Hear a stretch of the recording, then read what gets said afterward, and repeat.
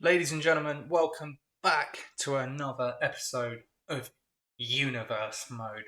It is the night after Backlash pay-per-view where we saw a number of incredible matches take place. And tonight on Raw, we start building towards one of the biggest shows of the year. It's Money in the Bank, the first of the so-called Big Five events of the year. We're going to see qualifying matches. We're going to see people working towards championship opportunities, and we're even going to see a number one contenders match. So lots to look forward to on this show.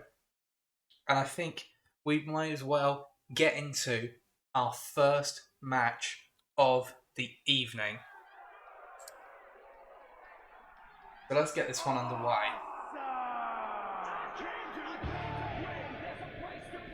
And up first tonight is The Miz.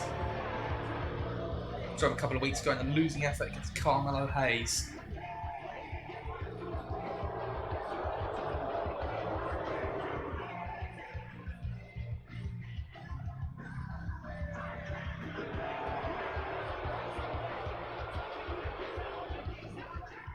The following contest is a triple threat match.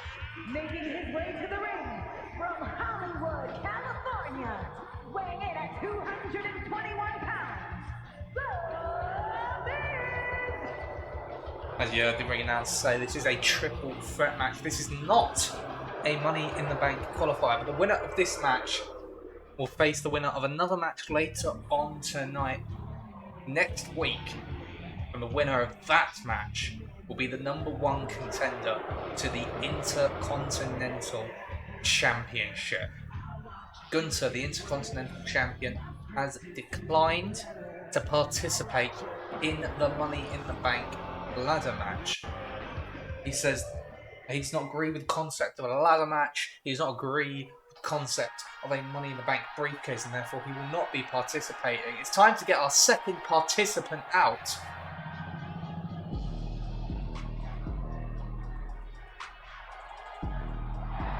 And it is a debut in this match.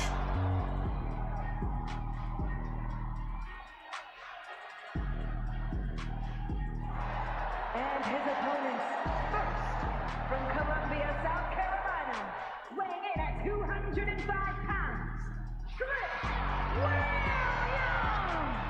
Now, we did see Trick Williams accompany Carmelo Hayes for his debut, but this will be the first in-ring action of the series for Trick. And straight away, as an opportunity, put himself in contention for the Intercontinental Championship. So a huge opportunity for Trick Williams tonight in his very first match of the series.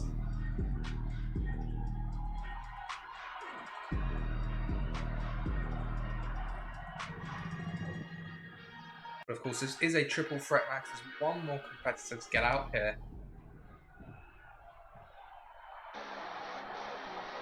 And it is a big name participating in this match.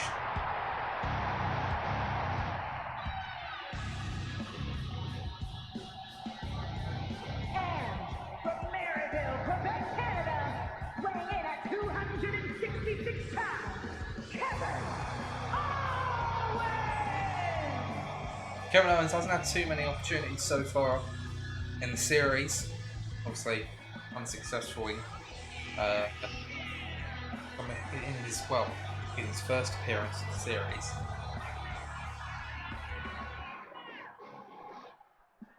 Unsuccessful in reaching the Intercontinental Championship match at Night of Champions. He has another opportunity to go towards potentially winning that belt, but he's going to have to win two matches to do so. Is he going to be able to do it? You'd have to be considered the favourite in this match, but triple threat rules, first pinfall or submission does get you the victory. You don't have to be involved in the decision to lose the match. So it is The Miz, Trick Williams, and Kevin Owens in this triple threat match to open up Raw. Let's go. Trick and The Miz immediately locking up in this match. The Irish Whip is reversed. Kevin Owens misses the punch there.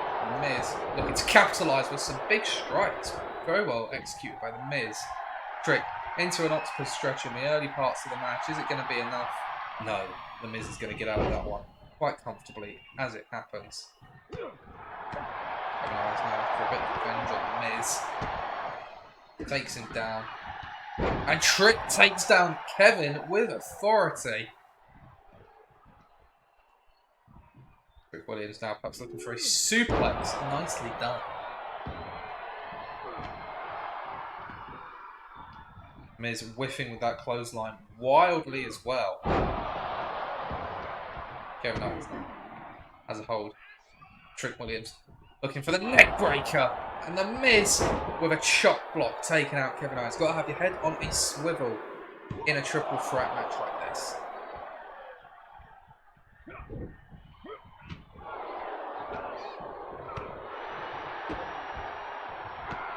Trick Williams looking to bring a weapon into play here, of course.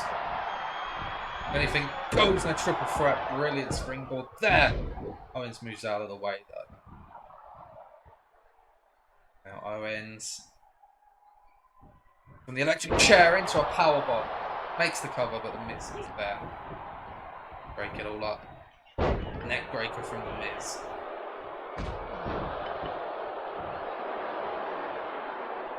No one's really taken control of this match truly. It's all been very back and forth. A super kick to the back of the head of The Miz. And a DDT to Trick. And Kevin Owens now looking to build some momentum in this triple threat. And Trick Williams puts a stop to it. Or at least for the moment. Now The Miz gets involved.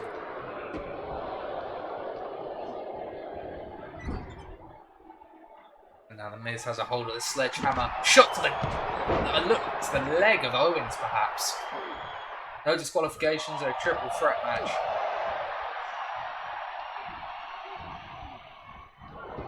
Miz, kitchen sink. Now looking to take out Owens, but Owens, I think, just about moved out of the way. Both men really whiffing their attacks there. Owens, snap suplex into a cover. Trick Williams has the chair, but The Miz is going to kick out before any damage can be done. Trick with an Irish whip. Owens reverses it. Into the corner goes Trick Williams. The Miz looking for another neck breaker. And he gets it again. Now taking on Trick Williams in the corner. Reverse. Now Miz is the one who's in trouble. Trick Williams takes out Owens on the apron, so he can't get involved in whatever's going on over here. And now Trick perhaps looking for snake eyes. Yes, he is, and he does get it. And now Trick going after Kevin on the outside.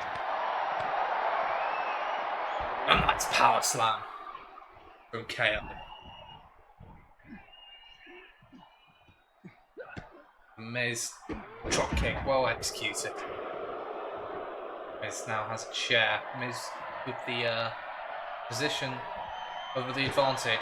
Oh, what a kick from Trick Williams. It didn't take Owens off his feet, but it definitely rocked him. Owens looks to be out on his feet. Trick and Miz now. Trick perhaps. It's Trick throwing both of his opponents back in the ring. Not necessarily sure that that's a smart idea, as now The Miz perhaps looking for the skull crushing finale, does not get it in the end. DDT there, drops The Miz. Some good strikes there by Trick Williams, as there's the knee from Trick. Miz could be out. The cover. Trick Williams wins the triple threat and is heading to the #1 contenders match.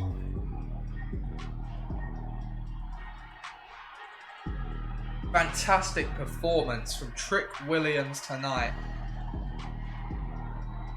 The knee to the face of The Miz, damn near knocking him out. Well, perhaps it did knock him out, because he certainly did not kick out. Kevin Owens gets up just in time to see the pin.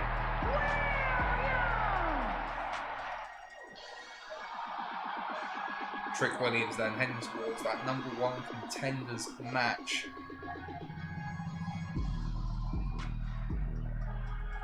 Next week on Raw, he'll find out his opponent later on tonight.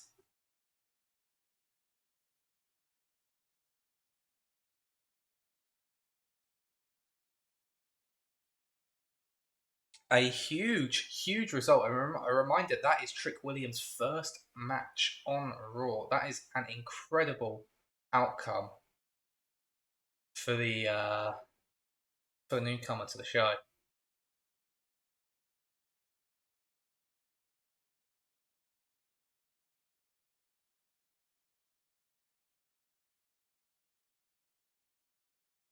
Well, it's time to head into a Money in the Bank qualifying match, and this one actually will be coming to you from the women's division. Also, there will be a women's and men's Money in the Bank match at the aforementioned show. So let's get this contest underway.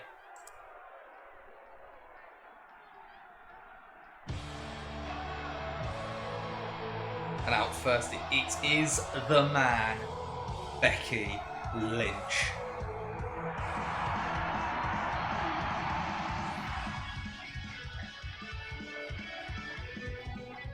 The following contest is scheduled for one fall, making her way to the ring from Dublin, Ireland, Becky Lynch. Becky Lynch was unsuccessful in capturing the Women's World Championship back at Night of Champions. Been a bit quiet for the man since then.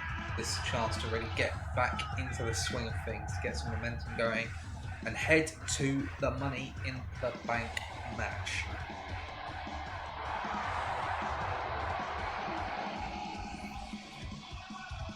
Of course, the Money in the Bank contract guaranteeing the holder a title match at a time of their choosing. Almost a guarantee that you will become champion. Only a handful of people have ever cashed it in and not been successful in winning the championship.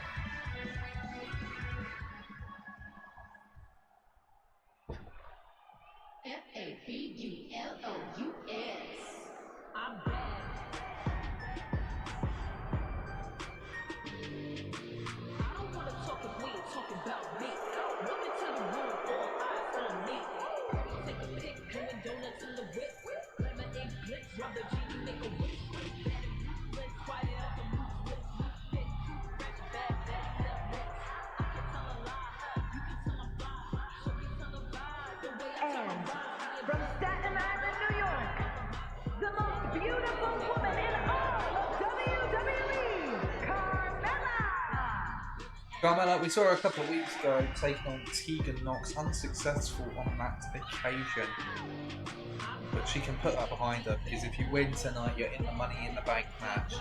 And that match can be enough to change your fortunes drastically. This will be a one-on-one contest between Carmella and Becky Lynch.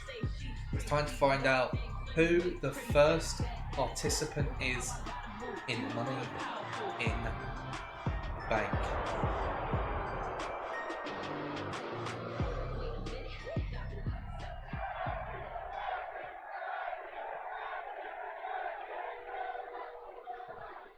Let's get this singles match underway. Qualifying contest for the Money in the Bank ladder match.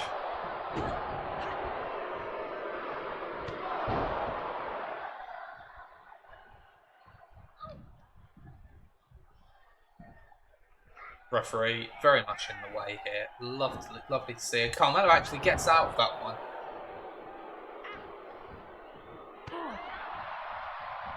Neither woman really taking control of the match to this point. There's Carmella now raking at the face and the nose and the eyes. Becky Lynch, referee John Cone. Complete, there's no faults behind those eyes, let's be honest. Becky Lynch looking for an inverted DDT, and she does get it.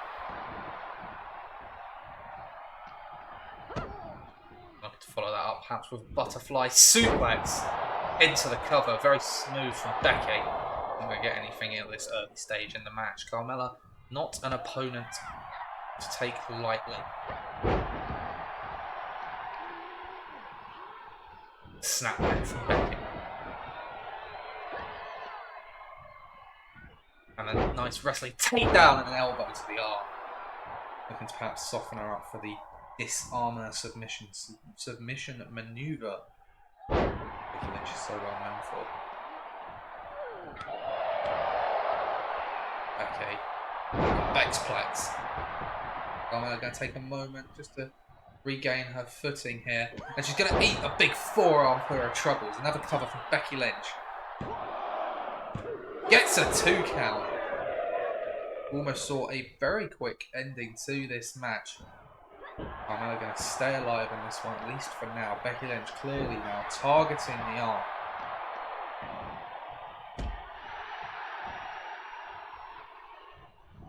Of Carmella, as Carmella now can start getting some momentum of her own in this match.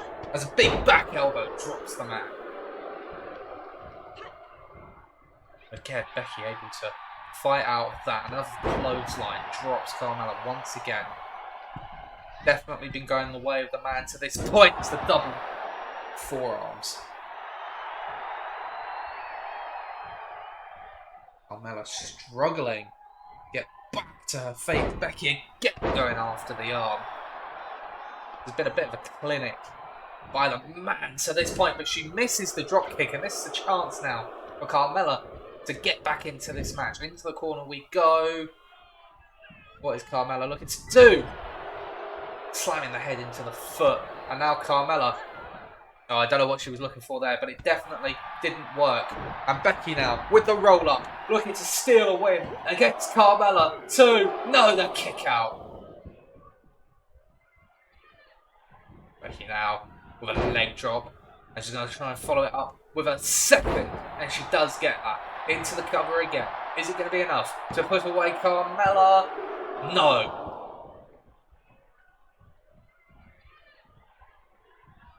Once again, Carmella getting back to her feet. Becky, what's she looking for here? Looking for a butterfly super. No! Into an armbar. Carmella needs to get out of this and quickly. She does. Punches repeatedly to the face of the man. Another Irish whip. No, this time it's a back elbow.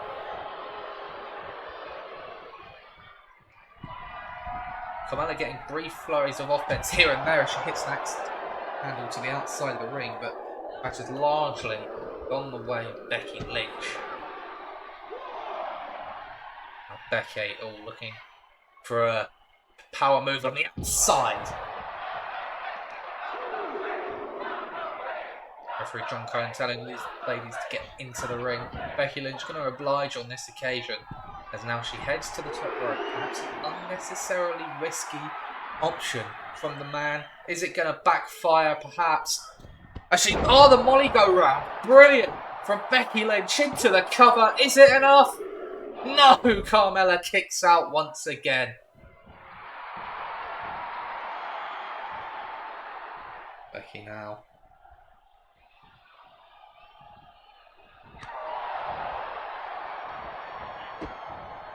Don't know what Becky was looking at for there. She hesitated a couple of times. And that's an X Factor from Carmella. Out of nowhere to steal the win. Only gets a 1 from that. But that was dangerous. Carmella seizing on the hesitancy. Looking to steal the win. Now looking for the code of silence. Becky Lynch could be in trouble. She could be in serious trouble here against Carmella. The code of silence. Carmella, the first one to apply their submission maneuver in this match. Becky, though, able to slip out of that maneuver. And now Becky looking for her own submission in the disarmer. Is it going to be enough to bring an end to this match? Carmella trying to hold on to fight through the pain. And she is going to slip out of that one. Very impressive from Carmella. Looks for the drop kick. Doesn't get it. Now Becky, kick to the gut, hooks the leg. I thought she was looking for a fisherman suplex, instead transitions into a slam. And again, Carmella kicking out. Frustration building for the man as she heads to the top rope. Oh my word, what's she looking for? A moonsault from Becky. Hooks the leg. Another pin from the man.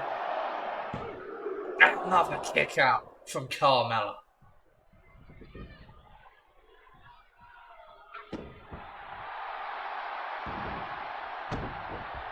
Becky with the submission, trying to force Carmella to give up on this match. Furious that the first disarmer did not get the job done, but again Carmella fighting out that one, and a super kick does not even save the man, and the manhandle slam from Becky Lynch. Surely that is going to put this match to bed, and it does. Becky Lynch is the first woman to qualify for the Money in the Bank ladder match.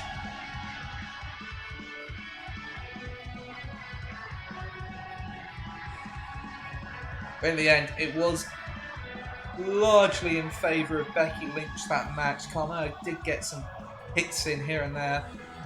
The X Factor and the Code of Silence, we thought maybe would be enough to sneak out with the win. But it was not to be, and Becky Lynch takes her place in the lineup for the Money in the Bank match.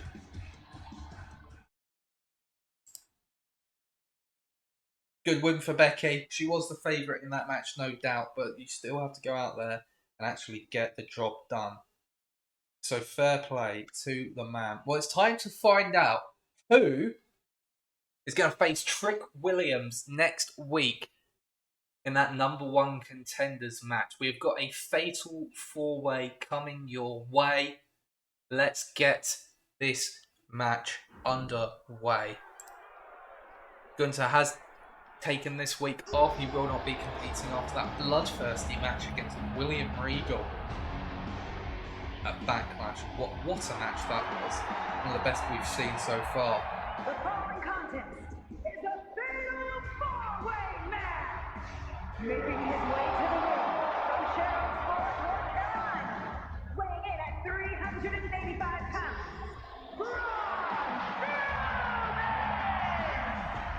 Braun Strowman, you will remember, actually lost to Gunther on the very first episode of Raw in the series. It was a qualifier for the initial Intercontinental Championship match where Gunther won the title. Braun Strowman, no doubt, would love to get a bit of revenge and take the Intercontinental Championship away from Gunther if he can. Of course, he's got to win tonight and he's got to win next week if that's what he wants to do. The first of 4 participants in this match. Get our next competitor out here. Sheesh. Braun Strowman is quite a large man. Chad Gable not so much. representing the Alpha Academy from Minneapolis, Minnesota, weighing in at 202 pounds, Chad Gable! But while he's not the largest man on the roster, Chad Gable might be the best wrestler on the roster. Pure technical ability from this man. If he locks you in the diploma, you could be in trouble.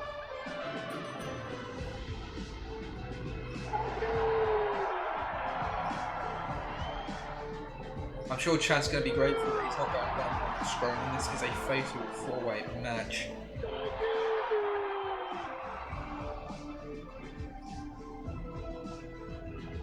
They will not be the only target.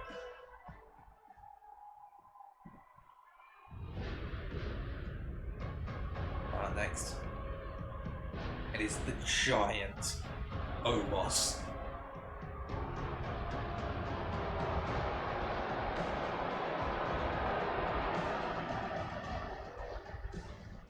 And from Lagos, Nigeria, weighing in at 400 pounds, the Nigerian Giant,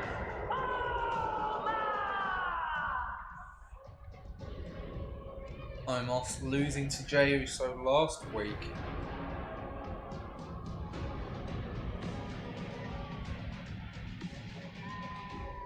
But he has a chance to head towards an Intercontinental Championship match, potentially.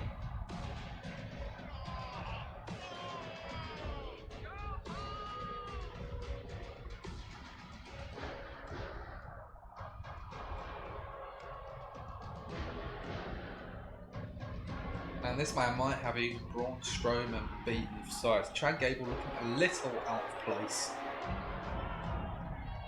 between these two.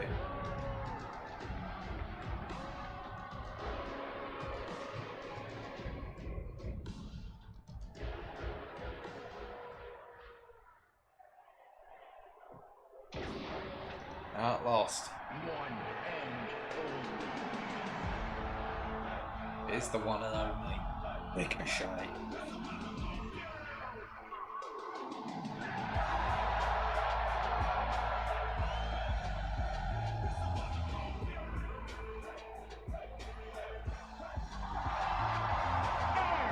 From Las Vegas, Nevada, weighing in at 190 pounds, Ricochet! One of the most gifted athletes in the world, the high-flying phenomenon, Ricochet. He defies gravity at every turn. I don't think there's anyone that can do quite what he does in the ring.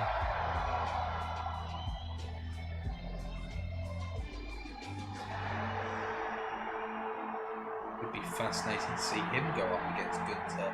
Be a definite contrast of styles there. So there we go, our 4 participants in this match. One of them will be going on to face Trick Williams. Next week, in the number 1 contenders match, it is Braun Strowman, it is Chad Gable, we've got Omos, and lastly, there is Ricochet in this fatal 4-way. Let's get this contest underway. And immediately, 2 sets of opponents pairing up, the 2 big men and the 2 smaller participants. Gable already into a cover, only gets a 1 count though.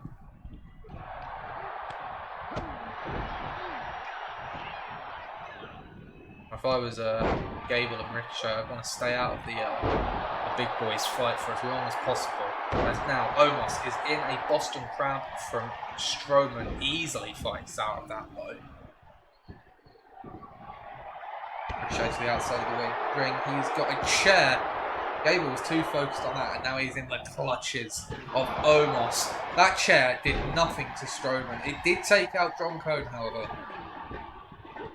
And now the 2 bigger guys doing a bit of damage to Strowman now. Has Omos in a bear hug. Ricochet looking to break it up and he does. And he said one of the biggest clotheslines I think he's ever taken in his life for his troubles. There's now a chair to the back of Gable. Oh, this is a bad predicament for Ricochet. He's getting bullied by the 2 larger men. Back into the match goes Chad Gable. And you see again the strength advantage for size and strength advantage coming through for Strowman, but he gets taken down by Gable. Now Gable slowly starting to work away on the monster around the neck. Oh, that was a mistake though. Gable gets caught and now Strowman utilising the strength advantage he has over Gable. Into the cover. Omos has seen it.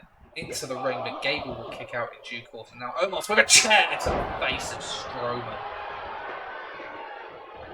Big kick from Ricochet. Gable takes him down. Oh, and a brilliant athleticism from Chad Gable. Oh, I don't know what happened there between Ricochet and Gable. They both just seem to move out of the way of each other. And again, Gable now gets taken down. Ricochet with cover. Not sure why. Almost very clearly going to break that up. I saw the sledgehammer that Strowman had in his grasp. Was able to intercept. Next corner we go.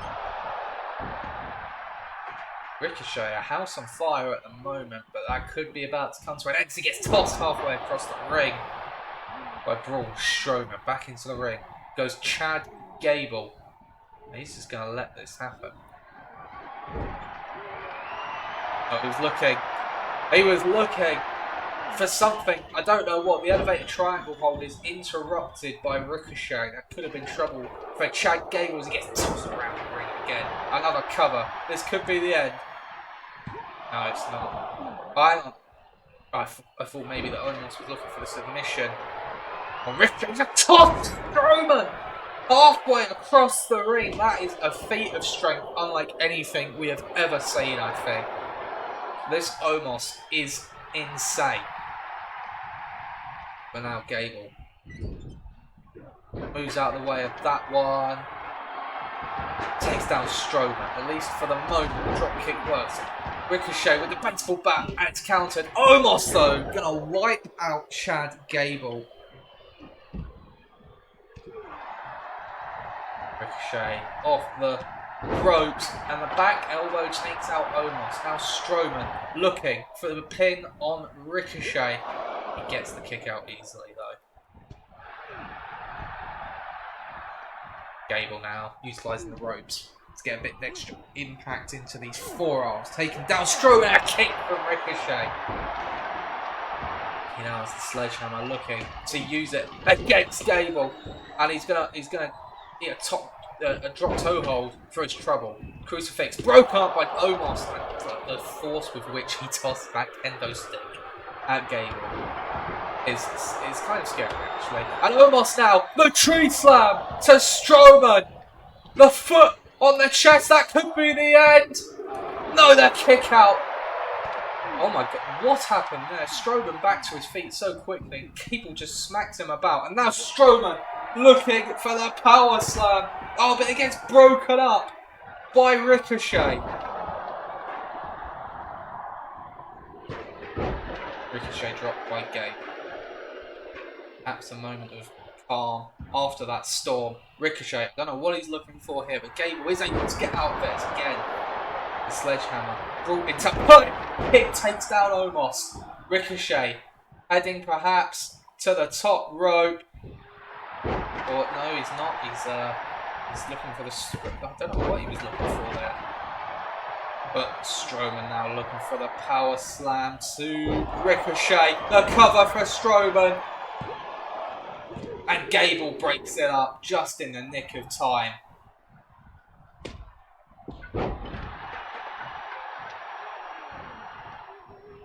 Now Omos has Gable up, perhaps. No, Gable now takes down Omos. Looking to roll him up to steal the win while the others are outside of the ring. No, Omos kicks out with relative ease in the end. I don't know what is going on in this match anymore.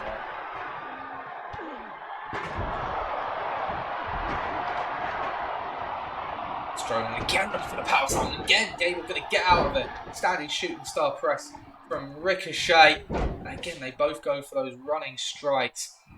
And neither of them really connecting.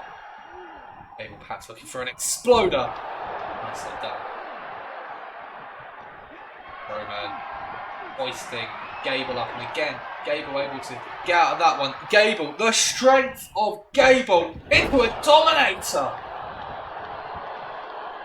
Now Omos tossing Ricochet across the ring. This could be the moment. No way is Chad Gable going to go for the chaos spear. He rolls through the strength of Gable. The cover. One. No, Strowman's there to break up the pin.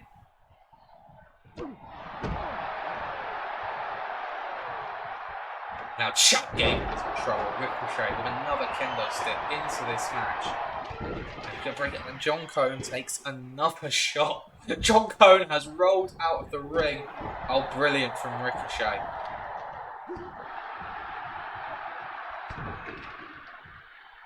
Strowman taken out of the ring by Gable. Gable. No, Omos fights out of that one. And a headbutt from Omos.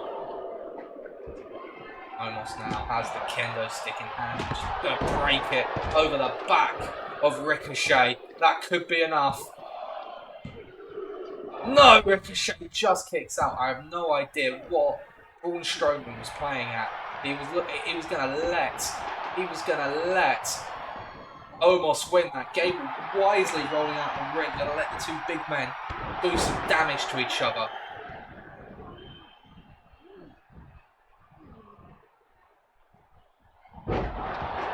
Now Gable looking for some. I think he was looking for the German suplex unsurprisingly, Strowman able to outpower him there, and now Gable could be in trouble. The two big men, both in the ring, both looking for a shot on Gable. The true slam from Omos into the cover, but Strowman intervening there. Gable was out. I don't think there was any kicking out of that one for Gable. A big knee takes down Omos. Surprised that was enough to take him down. Ricochet obviously more powerful than he looks. Oh my god, Strowman just absolutely clattering into Ricochet. Now, Braun Strowman, what's he going to do here? Braun Strowman heading to the top rope.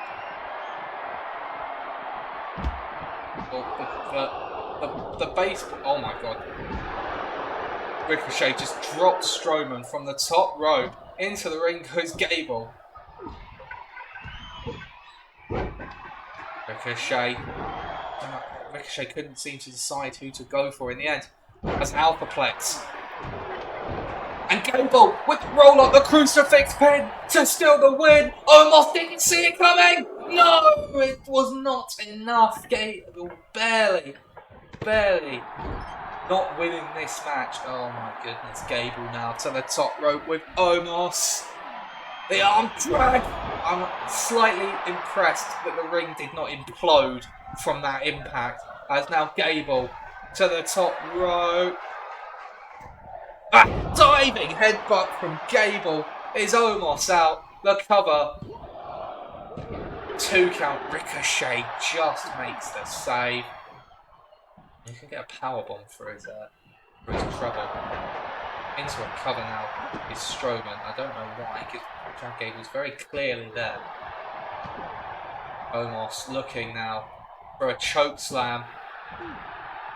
Gable with a jumping suplex.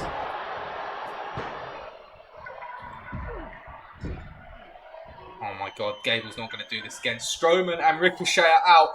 Gable looking for the Chaos Fury again on Omos, and he hits it into shot in the end. He gets it. Cover. Strowman is out like a light. Ricochet nowhere to be seen.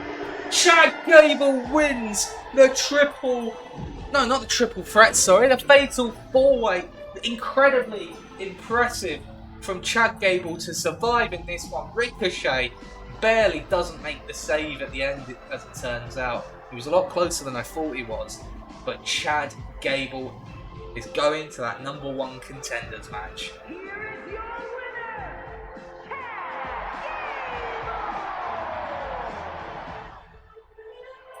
Chad Gable! Thank you.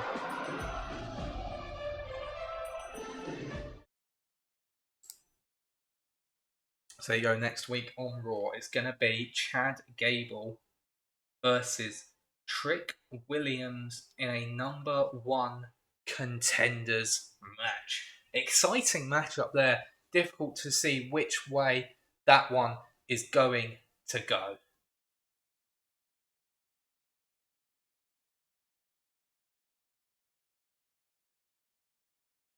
We're going to head back over now to the women's division. Now, this particular match is not going to be a Money in the Bank qualifier, but we are going to see the champion in action tonight.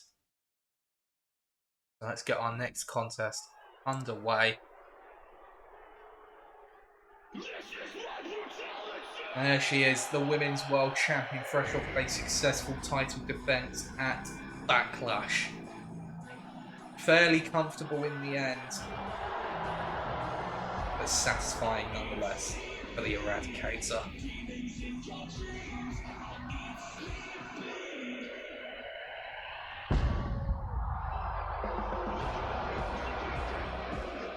The following contest is scheduled for one fall, making her way to the ring, representing the Judgment Day from Adelaide, Australia, the WWE Women's World Champion,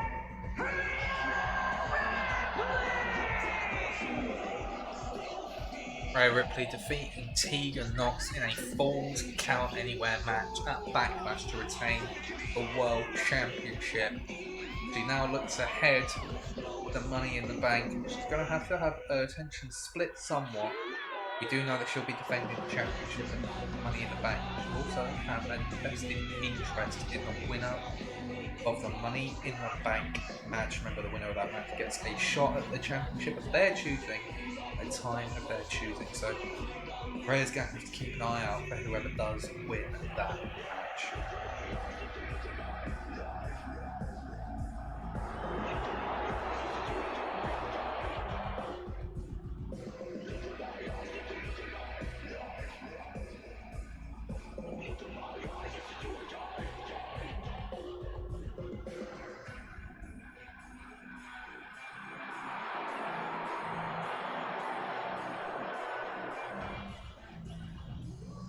But tonight she's going to be in non-title action. She's taking on Raquel Rodriguez. Evening, Lily.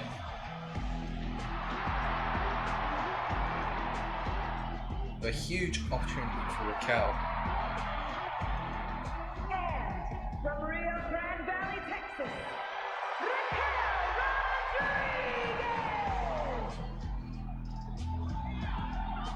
Raquel Rodriguez can pick up a victory here tonight, no doubt. She puts herself right into the conversation to be the #1 contender to Rhea Ripley's World Championship. And after let's face it, Rhea Ripley won fairly handily, but that false count anyway match would have taken something out of her at Backlash. This is a perfect opportunity, perhaps, for Raquel Rodriguez to take advantage of a slightly weakened champion.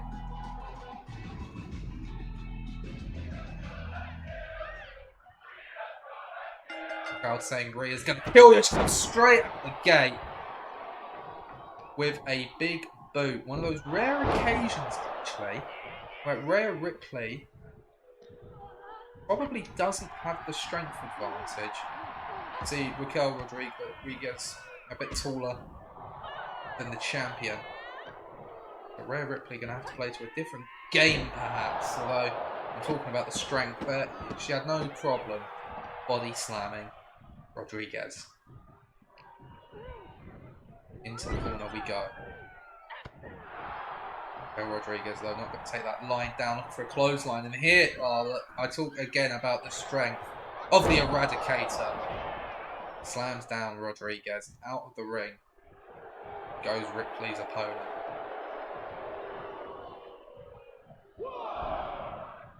Gonna wait for her to get back in the ring, and a big headbutt from the champion.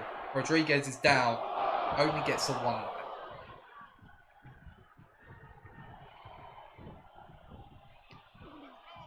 Counter this time from Raquel. Looking to shift the momentum in this match. A huge slam. Both women showing the strength that they possess in this match.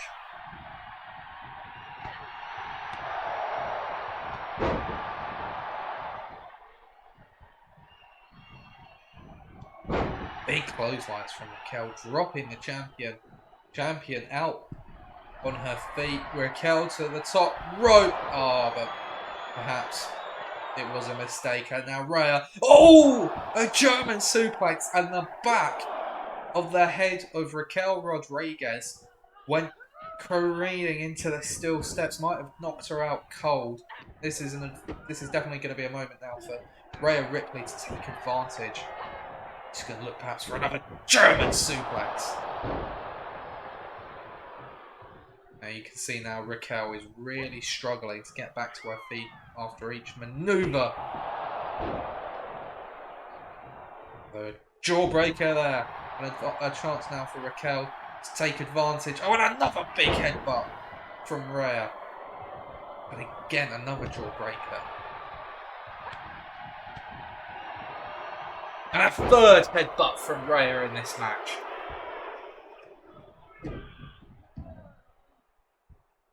Now Rhea Ripley just showing off.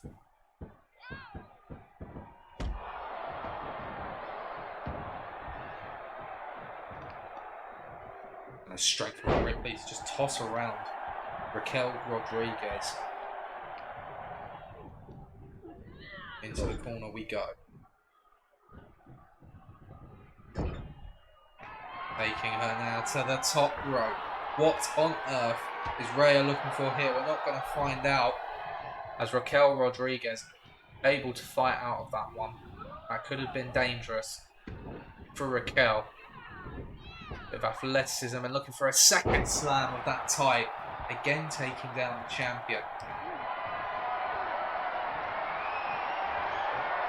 Raquel looking for a stun gun. Now Pat's trying to take away the vertical base and thus the power game of Ripley, but Ripley able to fight out there. Oh, and a takedown.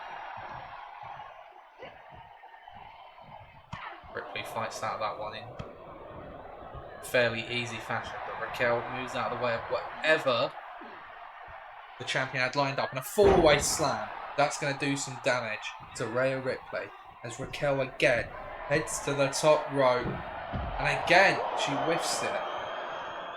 Not a good plan. And into the barricade goes Raquel, and a big boot from Ripley, who's still feeling pretty comfortable in this match. The point where she's just going to get back in the ring. She's not going to take any more time beating down Raquel outside the ring. John Cohen telling Raquel to get back in the ring, but looking the wrong way. Oh, and hang on a second. Raquel luring in the champion. And oh, what a maneuver from Raquel. Looked like a dominator, but I think she hit the knee to the face right at the end. A chance to capitalise, but Rhea with a counter and face first into the ring post goes Raquel, although she is back to her feet in quick order there.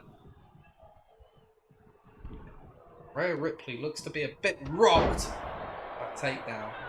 Going to put a stop to the momentum of her opponent. Now the ground and pound trying to take out the momentum that Raquel has started to build.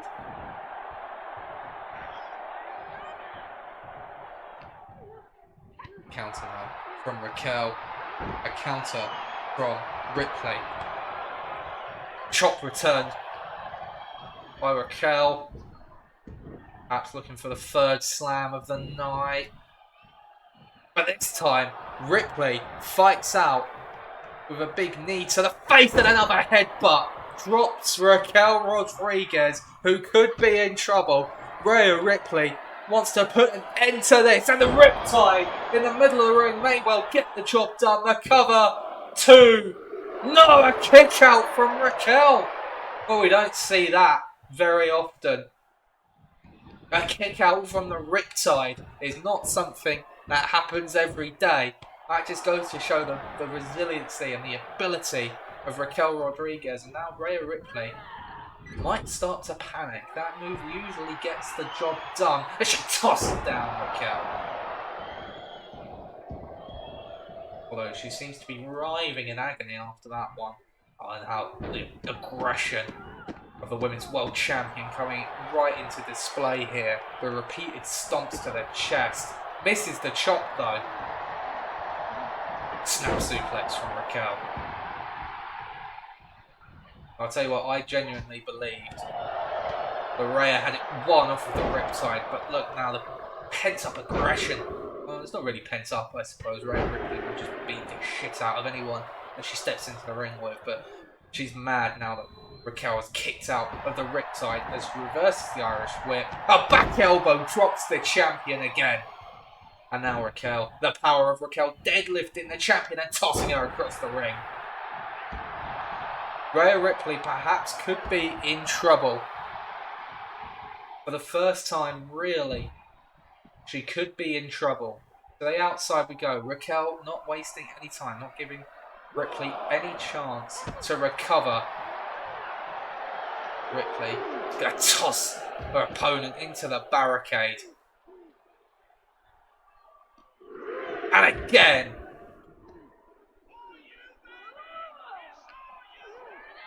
And back into the ring. Up to the top rope goes Rhea Ripley. We do not see this very often from the Women's World Champion. Will it work? No, she misses the drop kick. And now a torture rack No, into a neck breaker. Brilliant from Raquel Rodriguez. And she has the champion on the back foot. Irish whip. Into the corner we go. A slash from Raquel. And now Raquel heads to the top rope. What's she looking for? The referee's in the way. An elbow drop to the heart of the champion. Only a 1 count though. Rhea Ripley is still alive in this match.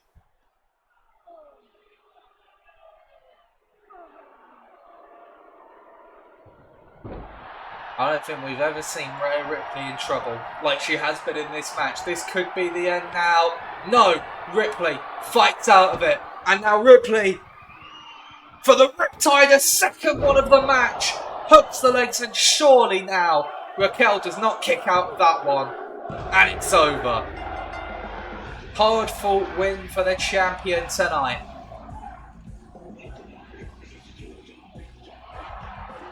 Well, hang on a second. That's Lita, the legend of the women's division, staring down the champion. We have not seen Lita compete in a match for quite some time, and it looks like she's found the opponent to bring her out of retirement, maybe. Well, we'll have to see what Stone Cold Steve Austin has to say about that.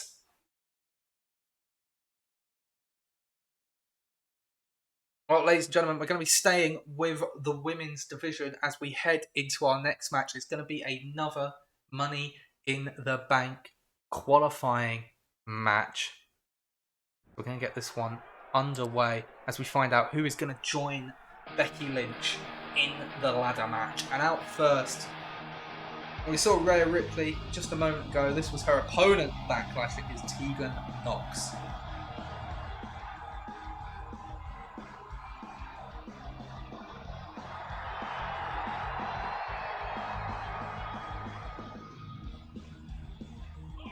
The following contest is scheduled for one fall, making her way to the ring from the Welch Valley, Tegan Nox.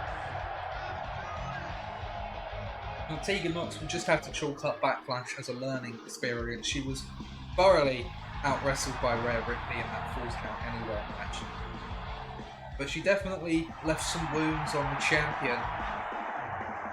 Perhaps Raquel Rodriguez would have had a bit of a tougher time than she already had, were not for Tegan. It's Tegan Nox looking to qualify for Money in the Bank, but she's got a tall task ahead of her. She is taking on Liv Morgan.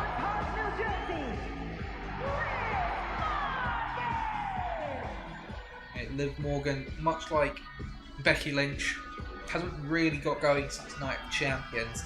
This is a chance to get back on course. For both participants in this match, really, both suffering setbacks at the hand of Rhea Ripley. Money in the Bank will serve as the perfect tonic for those ills. We already saw Becky Lynch defeat Carmella earlier in the night to qualify for Money in the Bank. Who is going to join her in the ladder match? As it is Tegan Nox and Liv Morgan going 1-on-1. Let's get the match underway. Lock up from these two. Tegan Nox with the Irish whip into the corner. And a spear, or I guess a shoulder tackle more so. They're going to fight out of that though.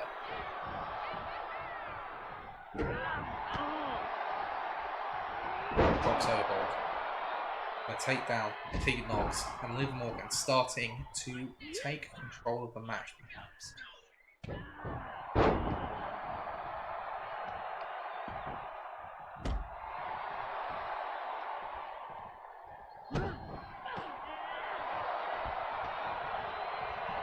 With a German suplex, folding Liv Morgan in half. That's going to completely change the complexion of the match as a big kick to the side of the head may well have knocked Morgan out. In fact, the momentum going to send her to the outside of the ring. And a suicide dive, but nobody's home. And Liv Morgan sending Tegan into the steel steps. And again, Within a matter of moments, this match turned on its head twice over.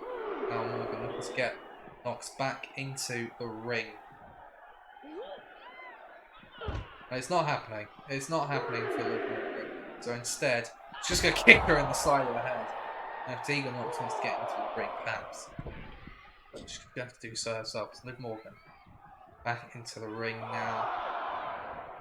And just taking Tegan Knox back out of the ring as soon as she gets back into the ropes. No let up by Morgan so far in this match. And the hair toss!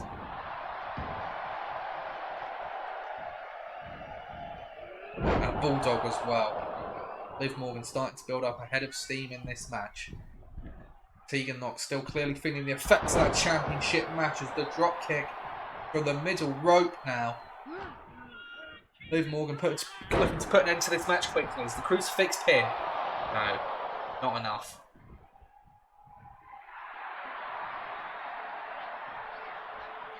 Into the corner we go. Liv going to take Tegan to the top rope. What is she looking to hit here? It's going to be bad news for Tegan Knox as she looks for a back superplex. Landing awkwardly. Into the cover. I'm not surprised.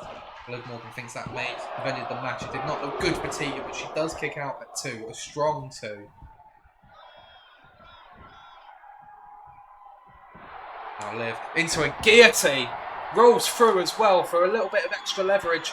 But Tegan, you can see the desperation. She just fought out of it. Didn't try to slip out of it. She fought out. Now Tegan with a few clotheslines. Halting the momentum of Liv Morgan. Into the corner we go. Choking her out with the foot.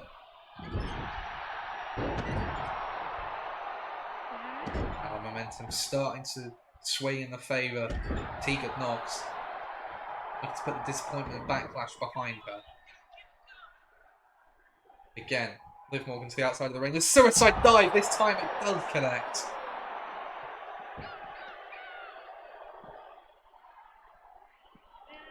And a choke slam on the outside of the ring by Tegan Knox.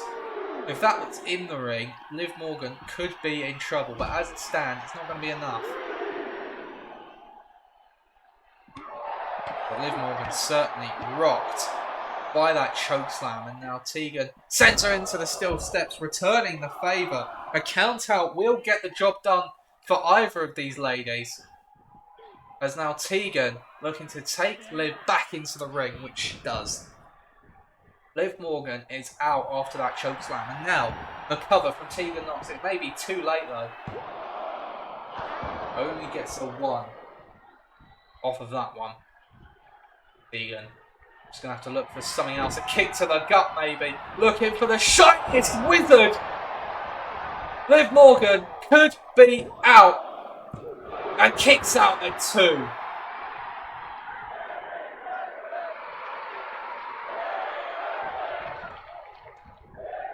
And now, Liv Morgan with a couple of clotheslines of her own.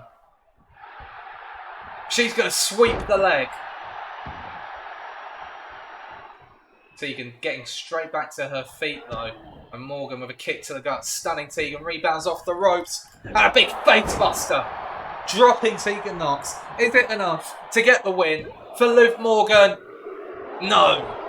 Tegan kicking out and rolling to the right. Oh, this could be dangerous for Tegan Knox. The Oblivion. The worst thing Tegan could have done. Hooks the leg. 1, 2, 3. Liv Morgan is heading to Money in the Bank. There's a rookie error in the end by Tegan Knox, setting herself up for Liv Morgan's finishing manoeuvre, the Oblivion.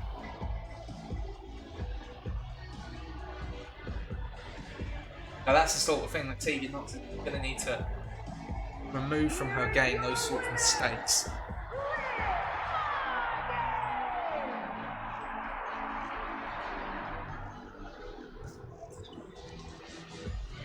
already looking to be a stacked lineup in the women's Money in the Bank match as Becky Lynch and Liv Morgan both qualify tonight. Ladies and gentlemen, it is now time for the main event of Raw.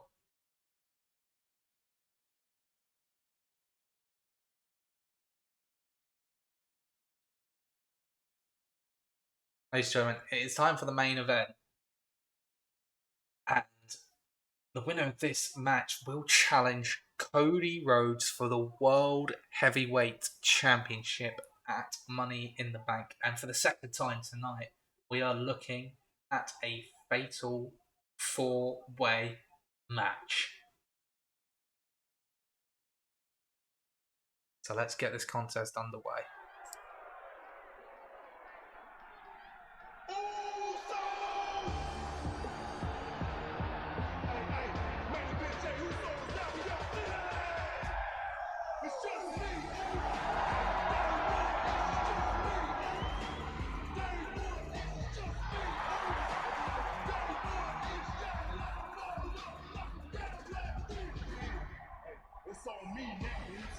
The following contest is a fatal 4-way match. Making his way to the ring from San Francisco, California, weighing in at 242 pounds.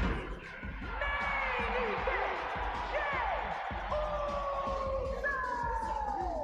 event, Jey Uso was unsuccessful in wrestling away the World Heavyweight Championship from Cody Rhodes' grasp at Backlash, but he has an opportunity to get back in position for another shot at the championship in this fatal 4-way match. He's still one of the top stars of Raw.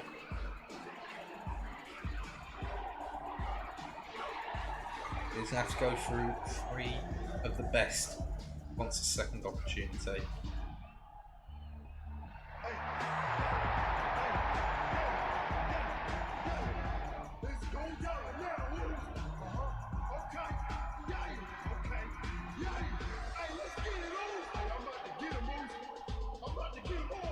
Let's see who he is taking on. Well, this is a man who has an issue with pretty much everyone he steps into the ring with. He doesn't like Jey Uso, he doesn't like Cody Rhodes. But what he does like is the idea of winning the World Heavyweight Championship.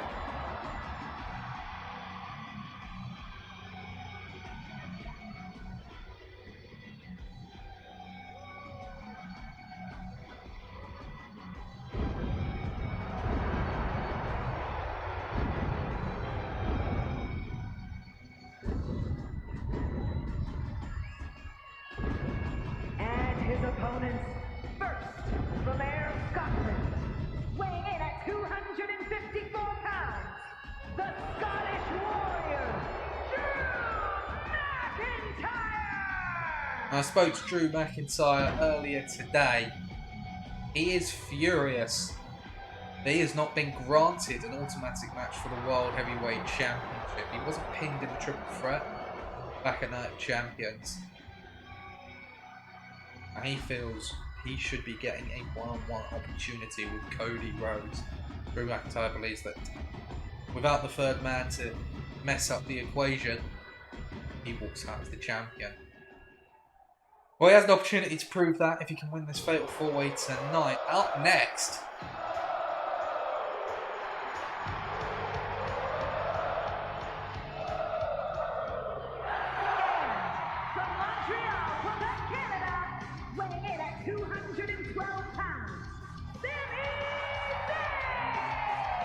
Sami Zayn. He was unsuccessful in capturing the Intercontinental Championship back in Night of Champions, but he has a chance to go and challenge for the World Heavyweight Championship instead. It's not going to be easy. He's taking on 3 of the very best tonight. But anything can happen in a fatal 4-way match.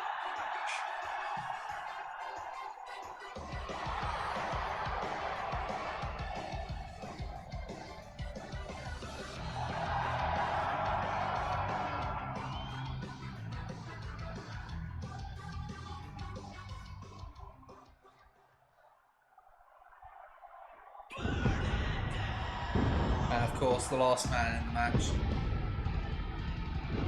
no stranger, the main event scene of Raw, it is Seth Rollins.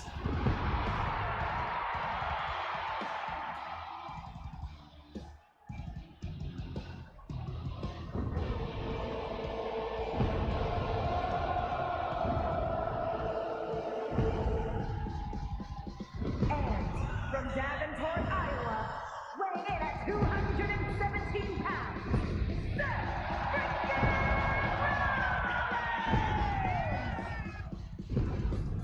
Seth Rollins then,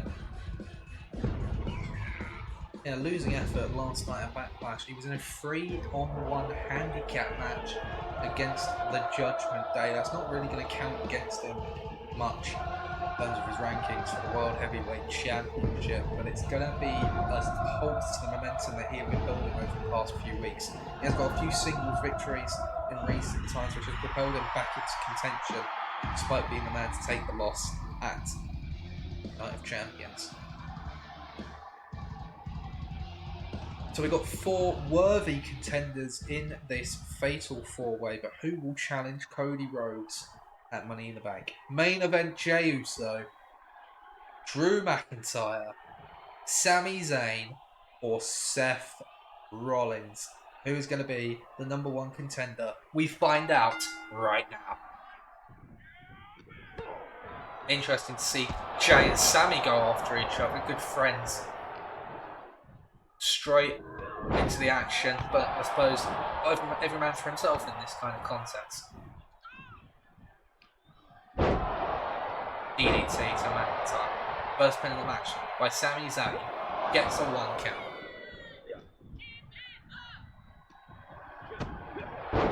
Sami, what's he looking for here? Oh, he was going for a powerbomb. Somehow, oh, he did go for a powerbomb in the end.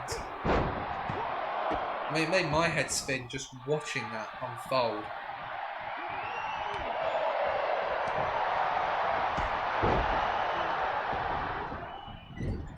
Oh, and a bulldog from Jey. McIntyre looking under the ring for an assistance from the kendo stick, and he's going to unload on absolutely everyone. He smashes it over the skull of Sami Zayn, and just like that, Drew McIntyre takes control of this match. Sami was trying to catch Drew by surprise, but Drew saw it coming.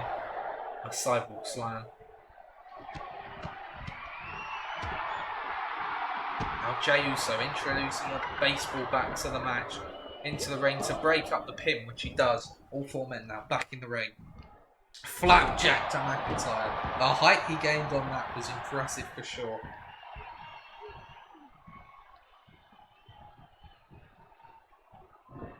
Rollins with a shot block to Jey, a clothesline by McIntyre on Zayn.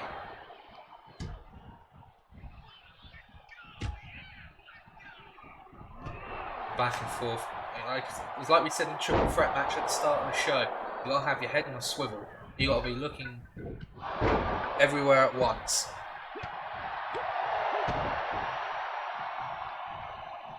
Have eyes in the back of your head.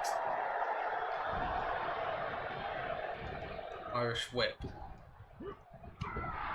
I think Sami was trying to hit Drew McIntyre. Rollins got in the way and he took a drop kick for his troubles. McIntyre hits Sami Zayn with the snake eyes in the corner. Jey Uso looking to seize on the distraction with a DDT. Rollins back into the ring. McIntyre rolls out. Sami Zayn, look at the referee's in the way, but not stop the suicide dive. And now Sami with a big baseball bat shot multiple times to Drew McIntyre. A super kick as well. That will take Drew out of the equation, at least for the moment. Sami Zayn looking for a roll-up to steal the win. But it's not even going to get a 1 count. Seth Rollins not taking too much offense comparatively to what it would take to finish the match. The Blue Thunder Bomb, though, might change that. Jey Uso breaks it, however. Neck breaker to that.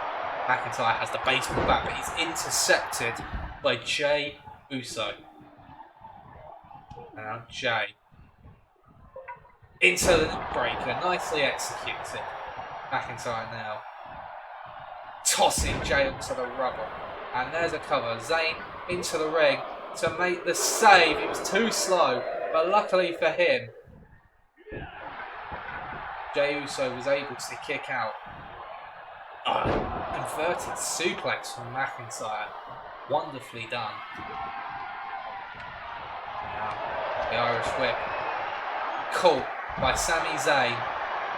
And Sami Zayn into the Koji clutch. Looking for the submission, and McIntyre quick to fight out of that one.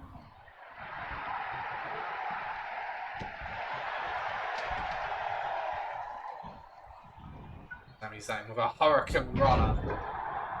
To Seth Rollins. Headbutt from Jey Uso to McIntyre.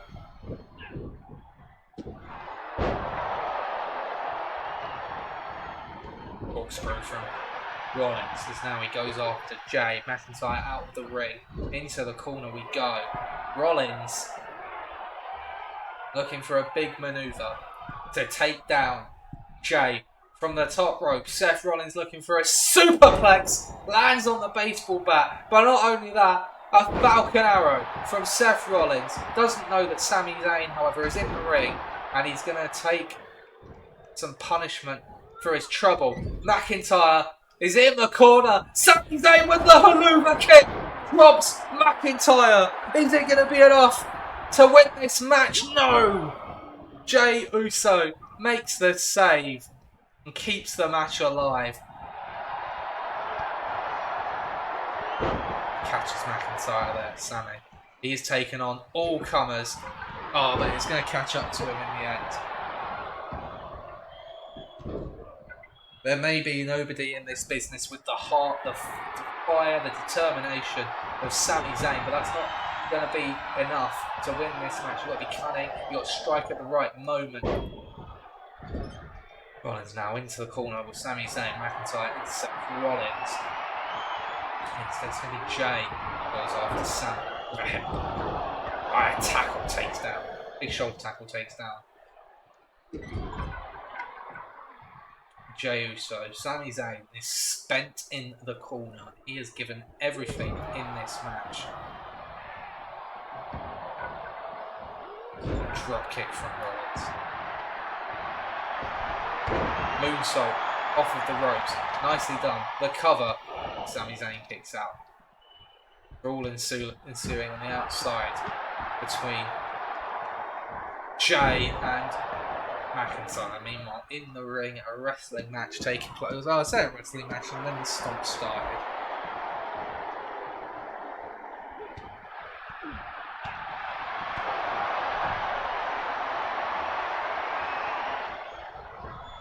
Irish whip off the ropes from Sami Zayn.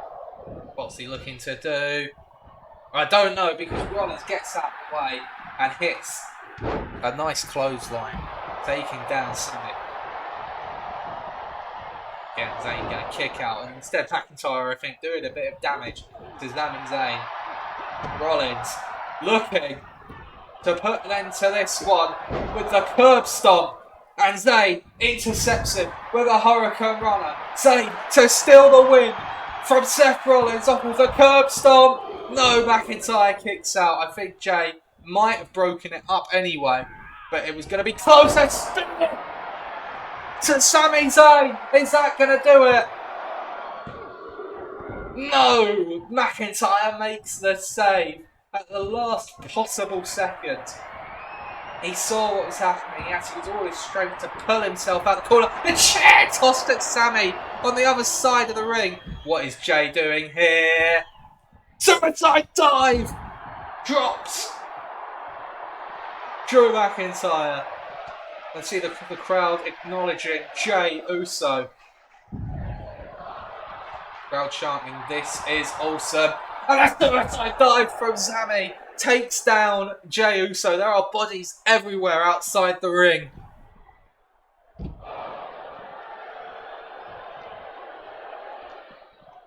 Sami Zayn taking a breather at the moment in the middle of the ring. The suicide dive, but he whiffs that one. He went to the well one too many times. McIntyre back into the ring, courtesy of Seth Rollins. But Jay gonna go after Rollins on the outside. It's Drew and Sami inside the ring. Sami Zayn with a hip toss takes down Drew. And clothesline drops Jey Uso. Looking for a half and half suplex, gets it.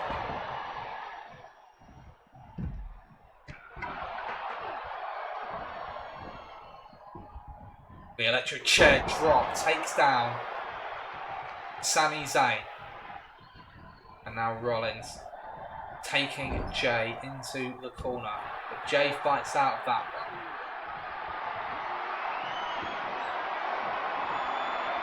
And drop him into the corner. And McIntyre with the sledgehammer. But Sami Zayn is there to make the save. And Sami has Drew with the hungover kick again to get the win. We're going for the cover, but he hasn't noticed that Seth Rollins was there to stop the pin. And Rollins now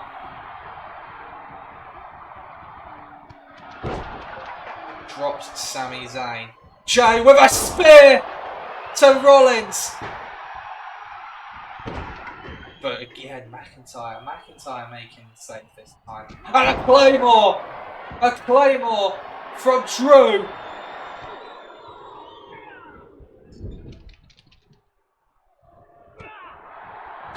Rollins taken out by Sami. Oh, mover kick, but this time he misses it. Drew gets out of that one. And a big boot drops Sami Zayn. Sami took too much time. He had to deal with Rollins. And by the time he went back to take care of McIntyre, McIntyre had recovered from the predicament. Spinebuster from Jay. Jey Uso heading to the top rope, looking to put an end to Sami Zayn with the elbow. Doesn't get it. Back in the ring goes Drew McIntyre. He couldn't seem to decide who he wanted to take out. But then the Claymore from McIntyre to Sami Zayn, but again Jay there to make their save.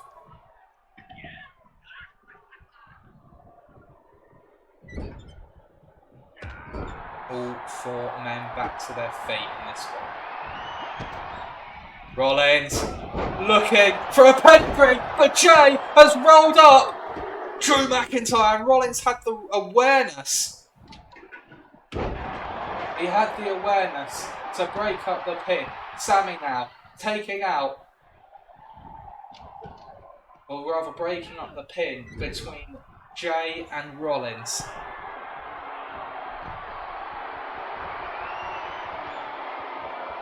Hurricane Run dropping Jey Uso.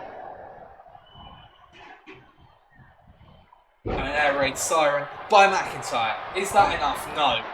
Rollins just launched himself away from the ropes to take out McIntyre. Get Jay's back into the ring now. Every time you think you have an opportunity, someone gets involved. Rollins looking for a curb stomp. Oh, but he fights off. He hits the curb stomp, but he has to fight off Sami Zayn, and the opportunity is gone for Seth Rollins. Sami again looking for that powerbomb to McIntyre. Jay's down. Rollins. What's he looking for? To Jay. Looking to go over the top, but Jay just about manoeuvring out of the way. Jay looking for a spin to Rollins. But again, it's Sami Zayn this time who's there to make the save.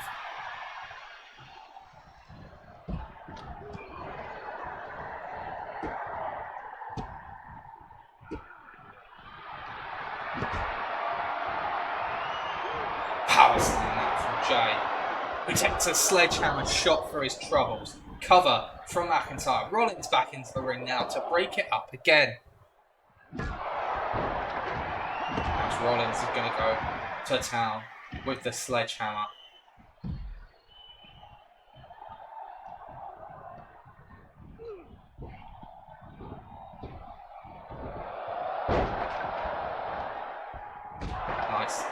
there.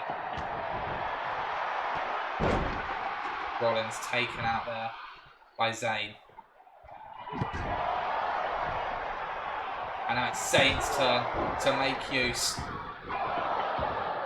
of the sledgehammer. Suicide dive, McIntyre out of the way.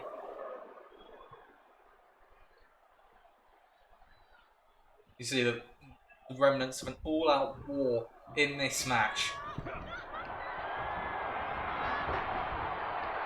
McIntyre now looking for the future shot DDT to Sami Zayn. He gets it. The other two haven't noticed, but Zayn barely gets their shoulder up.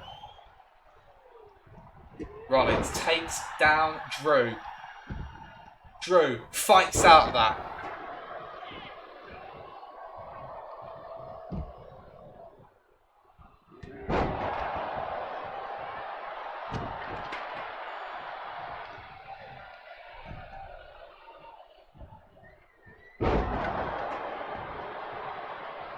Sami. Oh, I think he might have been looking for the haluva kick, but he did not connect. Another half and half suplex, perhaps. Yes, takes him down. Rollins looking to seize on the opportunity, but Zayn quick to react. Jay back in the ring, but he's going to take it out by Sami.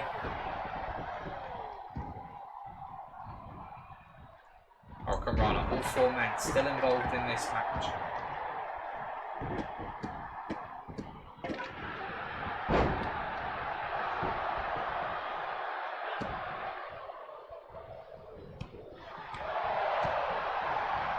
Oh, Frankensteiner. Who's going to strike first? Jay has hold of Sami, takes him into the corner. Rollins taking Jay. Oh, but the referee getting in the way, and now Jay with a DDT. Jay. Oh, nicely executed. McIntyre though takes down Jay with a neck breaker. And it's just the two men in the ring right now as McIntyre has the chair. But Jay,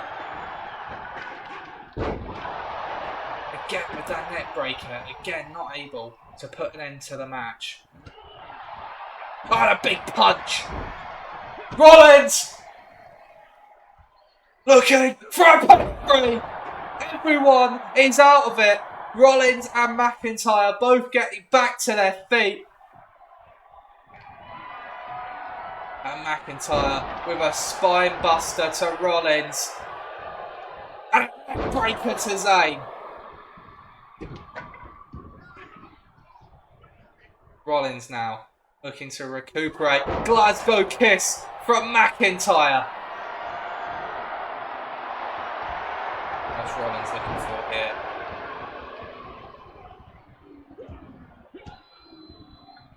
All four men getting back to their feet. Rollins looking for the curb stop, but Jay's there. He makes the save again. Oh, Jay looking for a spear. Didn't fully connect, I don't think.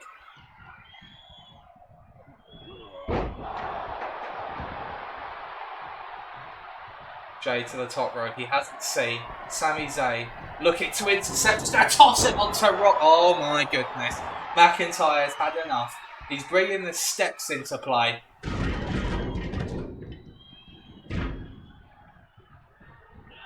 The steps can go after Rollins. Into the corner we go. McIntyre looking for a future shot DDT. Jey Uso's out. Rollins is out. Drew McIntyre is the #1 contender to the World Heavyweight Championship. Here is your winner, the Scottish Warrior, Drew McIntyre. Watch out, Cody Rhodes. There is a Scottish Terminator that has you in his sights, and his name is Drew McIntyre. that is going to bring an end to Raw for tonight. We're going to go to a bit of a break. And then, of course, it is time for SmackDown.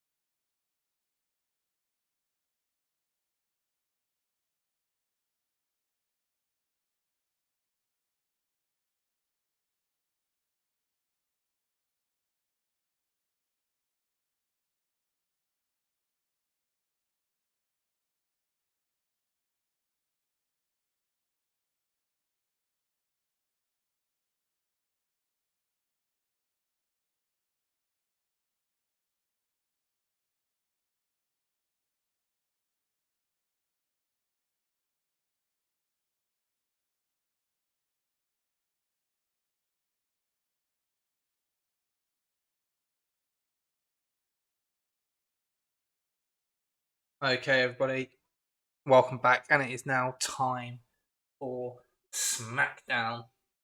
Much like on Raw, we will be seeing Money in the Bank qualifiers, and we will see progress towards naming new #1 contenders. So let's open up tonight with our first match of SmackDown. Let's get this one underway. It's not a Money in the Bank qualifier, nor is it any sort of #1 contenders match, but we are going to see the #1 contender to the WWE Universal Championship.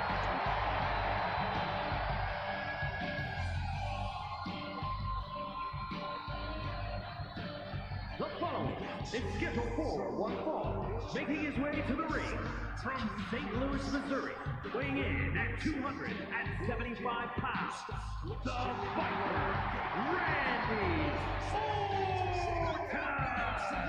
Randy Orton went to war with Sheamus at Backlash and walked out the winner courtesy of a punt kick to the skull of the Irishman.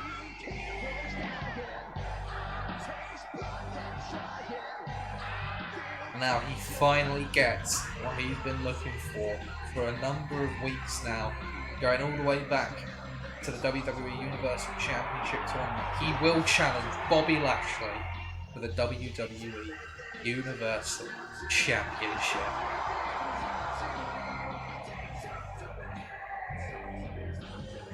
The Viper takes on the Almighty, and that match will be going down at Money in the Bank. It is the first match confirmed for Money in the Bank, even before that World Heavyweight Championship match. We have both men's world title matches now set in stone for Money in the Bank, while Drew McIntyre will be challenging Cody Rhodes over on Raw on the blue brand. It will be Orton versus Lashley. This is basically a warm-up match for Orton tonight. And he takes on an opponent who is not to be taken lightly, because this man himself holds a victory over Sheamus. And his opponent from Sydney, Australia, weighing in at 206 pounds, Grayson Waller. Grayson Waller, it's been a bit up and down so far this series. But if he can defeat the #1 contender just a few weeks after he beat Sheamus, then well, he is launching himself right up the card. At the start of the series, he was looking at potentially the United States Championship, sort of the ground he was aiming for. But defeating Orton tonight can put him in the conversation for the WWE Universal Championship. That's a big if though, as we get this match underway, and Orton right out the gate, taking down Waller.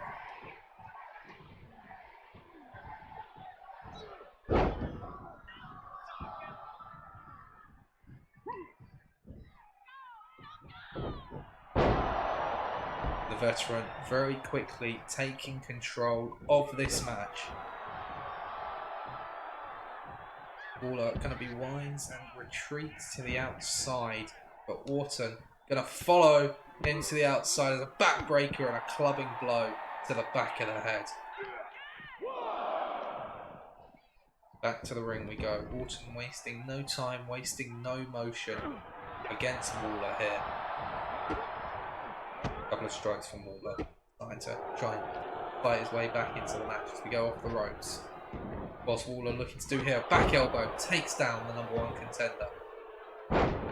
Theatrical elbow drop from Waller, but definitely effective. But Orton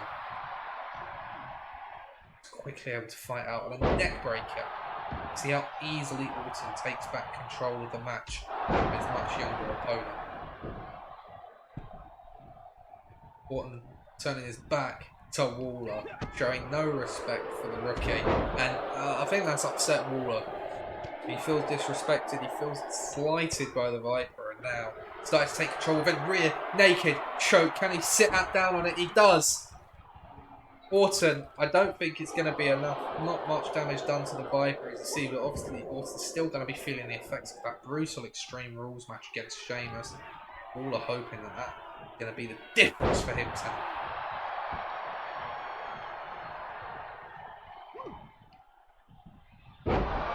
So far, that has not been the case. Randy Orton firmly in control of the opening contest of SmackDown against Waller.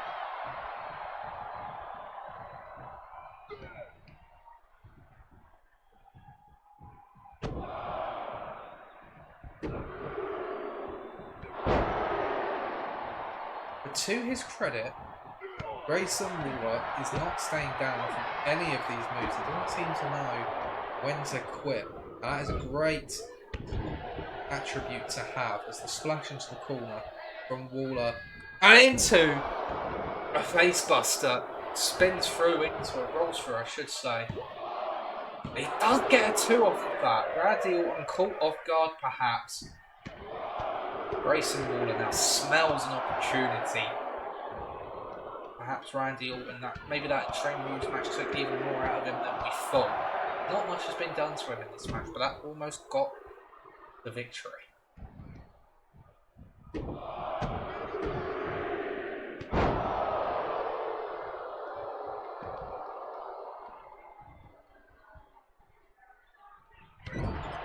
Grayson Waller firmly in control of this match, of course, as soon as I say that. Seizes control and a Fez press from the Viper.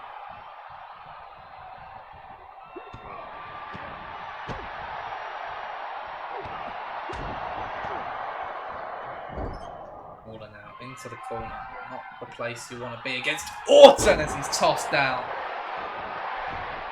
And Randy Orton taking a second to pose.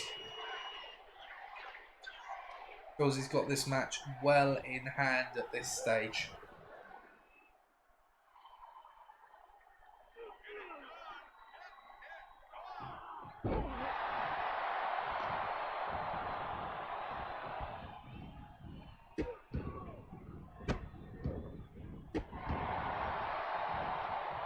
Slowly now working along the limbs of Grayson Waller. Randy Orton wants to do a meticulous, vindictive strategy that he is known to employ on more than one occasion.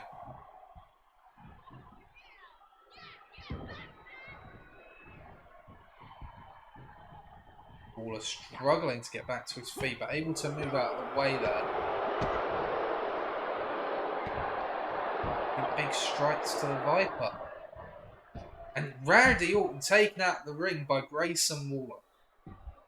And now it's Waller's turn to show disrespect to his opponent, and he's going to pay for it. An RKO from out of nowhere by Randy Orton. Well, you better learn your lesson fast, kid. Randy Orton was having absolutely none of that from Grayson Waller into the cover. Is that enough to get the victory? It is a devastating RKO. And hang on a second. Bobby Lashley strikes Orton with the championship. Of course, it's Orton that took out Lashley a number of weeks ago. Between the multiple matches and also the hellacious match, I mean, LA Knight definitely contributed to it.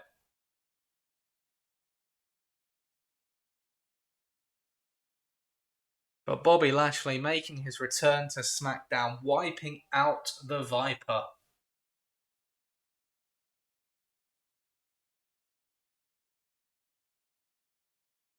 Well, that match just got a bit more interesting as we head now into a Money in the Bank qualifying match in the women's division of SmackDown. It's going to be a triple threat match.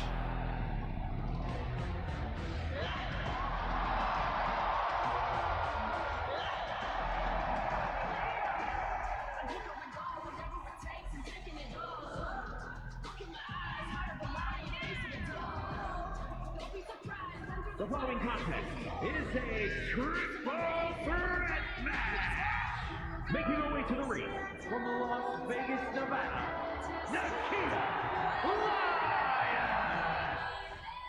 Nikita Lyons with an impressive showing against the women's champion Asuka a few weeks back. Now she has an opportunity to qualify for the Money in the Bank ladder match. Great opportunity for the newcomer to the SmackDown roster. But as we said, this is a triple threat match, so the two women are going to want to put a stop to that tonight.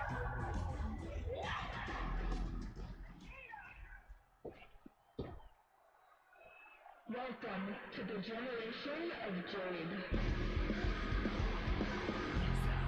We have another newcomer to the SmackDown roster in the form of Cora Jade, taking the second place in this From match. Chicago, Illinois, Cora Jade.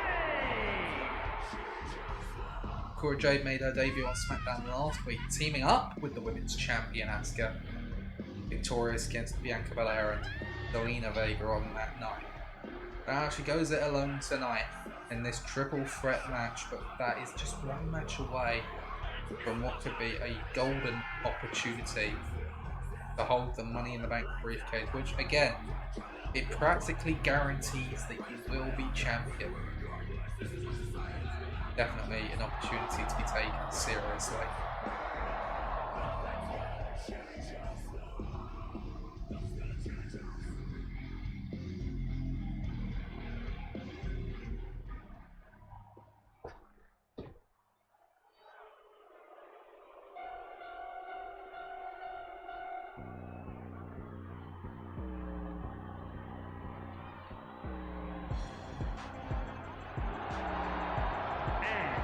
Representing Damage Control from Tokyo, Japan, Io Sky.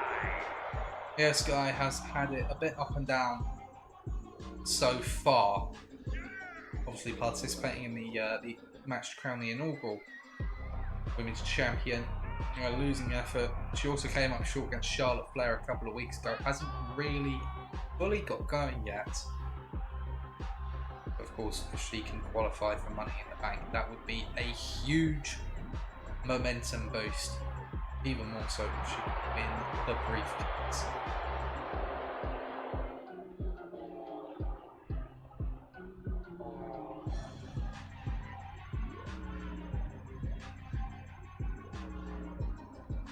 But triple threat rules. First women to get pinfall or submission is heading to Money in the Bank. It is Nikita Lyons, Cora Jade, and Io Sky. Fascinating matchup of styles here. Let's get this one underway. As it's Io and Cora who are going to exchange strikes in the early goings, and now Nikita Lyons getting involved. Of course, Io Sky, the most experienced of three participants in this match. It looks like her opponents know it. They're going to double team her here with a double DDT.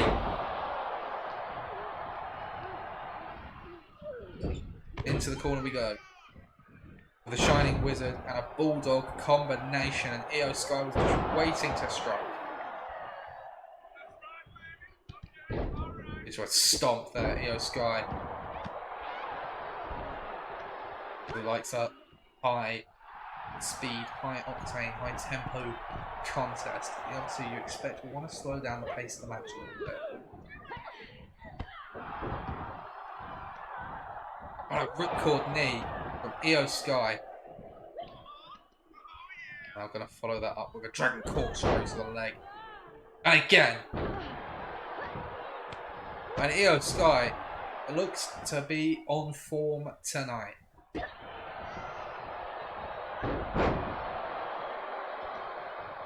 And Nikita Lyons looks to put a stop to that. Perfect plex.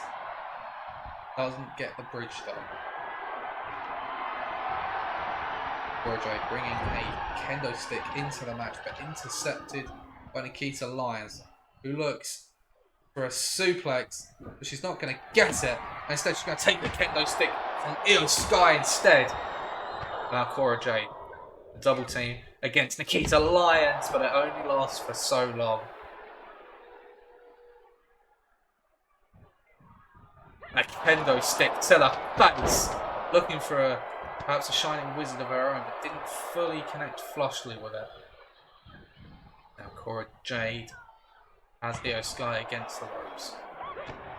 Io Sky gonna get out of that one. Big open palm strike, and she dodges out of the way of that one.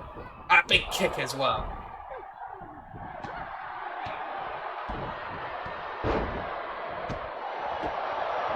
The kicks certainly seem to be the plan for all three women in this match. First of all, we have a single leg Boston Crab.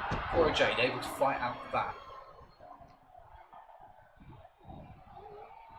Oh, nice neck breaker into the knee. Hurricane Runner takes down Io Sky. The cover now. Gets the kick out. Nikita Lyons back to her feet. She would have probably gotten up in time to break it up, I think.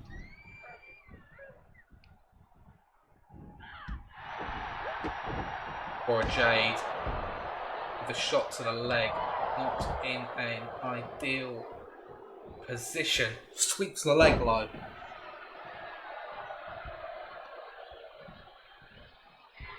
Cora Jade looking for sliced bread, and she gets it. Hooks the leg. Where is Nikita? I think she would have made the save, but Io Sky kicks out of it comfortably.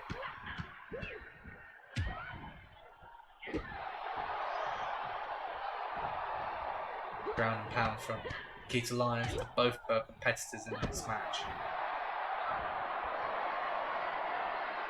And a double arm DDT by Cora Jade to Nikita Lyons. Is it going to be enough to head to Money in the Bank? Oh, it isn't. Kicks out just in the nick of time. And now Io Sky trying a pin of her own. It's never going to work, to be honest. I'm not sure what game plan was there. Taken into the corner. Cora Jade not letting up in the offense thus far. Now looking for a weapon under the ring.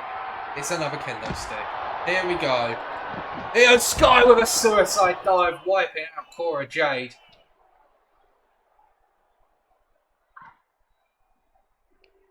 And the Irish whip into the barricade.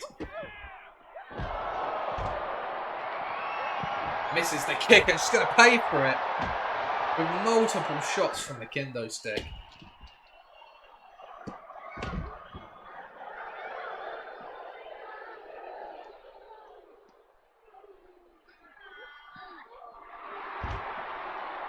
This match can't be won outside the ring. No count outs or disqualifications. Pinfalls or submissions only in a triple threat match. Io Sky looking for an air raid siren on the outside. Does the damage.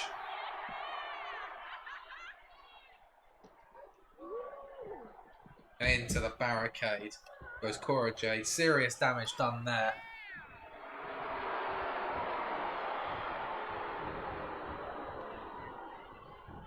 Oh, and just baiting her opponent in, and it didn't work at all. Takes the kick to the face, and luckily Cora Jade is there to make the save, because Io Sky's lights might have been turned off.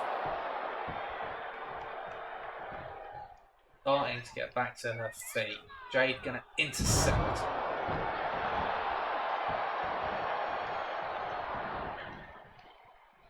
Sky putting herself up. DDT to Cora Jade. Nikita Lyons looking to go grab one of the kendo sticks, perhaps. Jade turns her attention to Io Sky, albeit briefly. She's going to retreat from the approaching Nikita Lyons, who does have a kendo stick, but instead turns her attention to Io Sky and is going to let Cora Jade strike with the sledgehammer. Oh, that's not gone well at all. But Io Sky is the sledgehammer going to get the job done? No, it's not.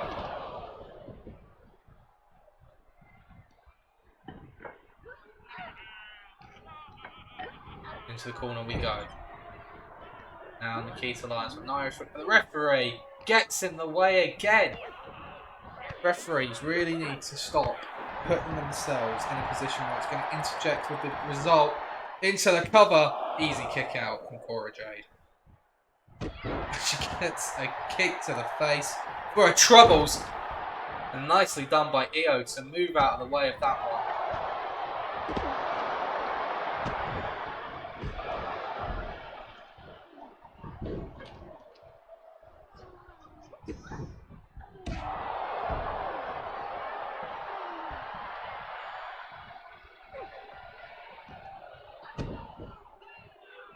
Neckbreaker from Cora Jade. Sky is down again. Has the sledgehammer, but Nikita Lyons able to intercept with a Fez press.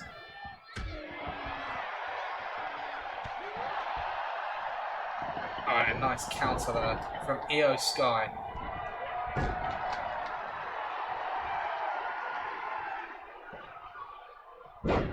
Caught with axe handle, nicely done by Io.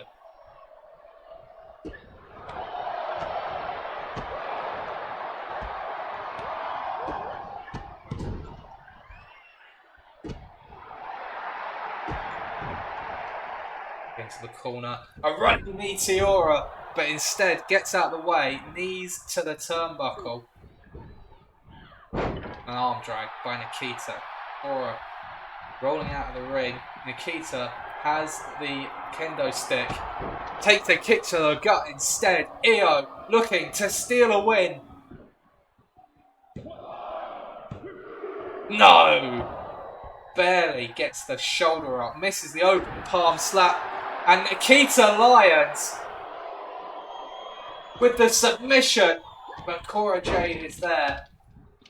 And sliced with sliced bread for the second time in this match. Now with the sledgehammer. Going to work with the sledgehammer. And a Fez press from Jade instead. Seen a couple from Lyons, but it's the first one of the match for Cora Jade, who's going to look for a butterfly DDT. Io Sky, though, is there to break it up. Fights out Cora Jade. And now Cora looking for a DDT to Io Sky instead. Hooks the leg. Is this going to send Cora Jade? No, it's not going to send her to Money in the Bank as Io Sky kicks out at 2.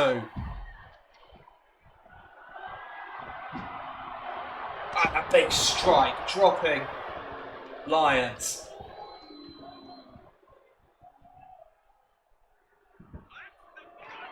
Io Sky heading to the top. Is she looking for that moonsault? Gets it!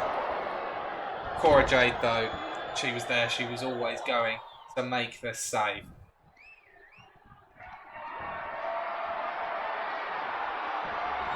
Stun gun again. Now cover off of that. Kick out from Sky. A big boot from Lyons.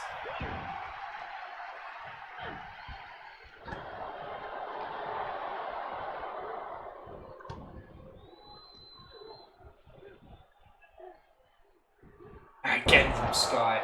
Another air raid siren. Drop kick from Jade. Enziguri from Sky. Kick doesn't get her. Oh, hang on! A Koji punch from Cora Jade using Sky's own finisher against her. But Lyons makes the save just in the nick of time.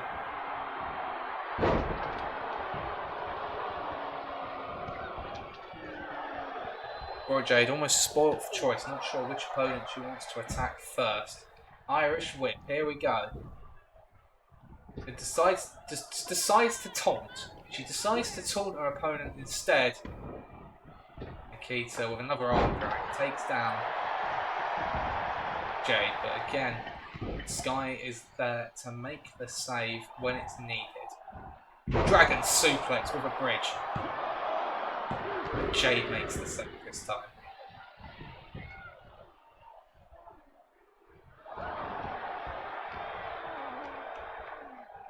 Hook in the arms. Into a backbreaker. Nicely done. But she's going to take a German suplex for her troubles, Io Sky.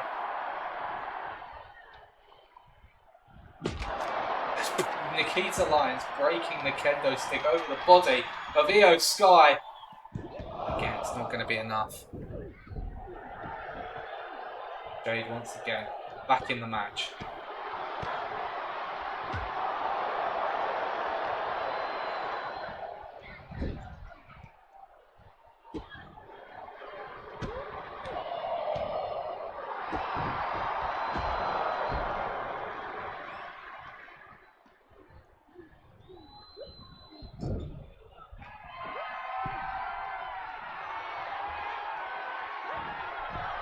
Io looking for a top rope Hurricane Runner and does get it.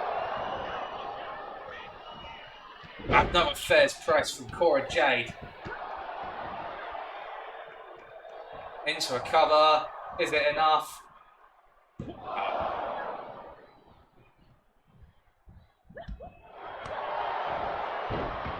Big pound and stomp. Beats the Lions now. Looking to take advantage. Looking for a big kick. Doesn't get it. Hurricane Rana.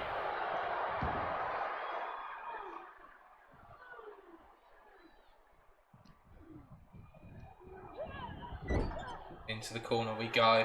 We know what Io Sky is looking for here. That big Spanish fly from the top rope. Cora Jade has entered the ring with a chair, waiting to seize on the outcome of this. There's the Spanish fly. Cora Jade looking for a super. I don't know what that move was. It's sort of a superplex, sort of a. I don't fully know what it was, but it was certainly effective.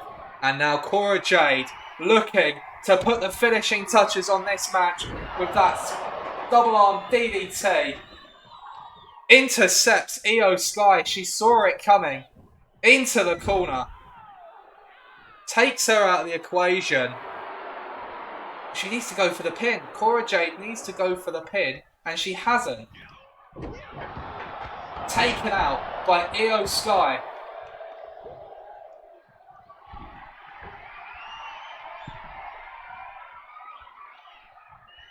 And she doesn't seem to know who to go for. She's going to go for Cora, and she misses. Baseball bat introduced now.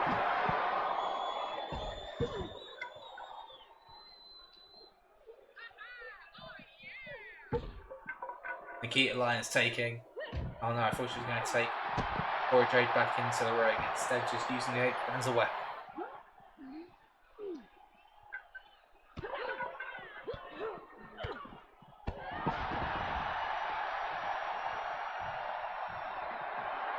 Cora Jade has a hold of the chair again. Who's she going to strike first? With that, it just missed. Oh, she got Lyons that time.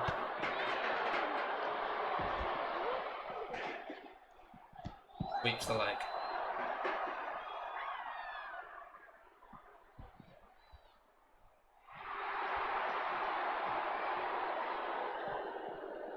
Back into the ring we go. Koji clutch countered by Nikita Lyons. Oh, the big kick! The big kick! The big spinning heel kick from Nikita Lyons appears to have knocked Io Sky out cold. The senton from Cora Jade moves out of the way of that one. Nikita looking for a perfect plex, hooks the leg. Is Cora Jade gonna kick out? Yes, she is. You'd think that was the moment right there for Nikita Lyons to win this match.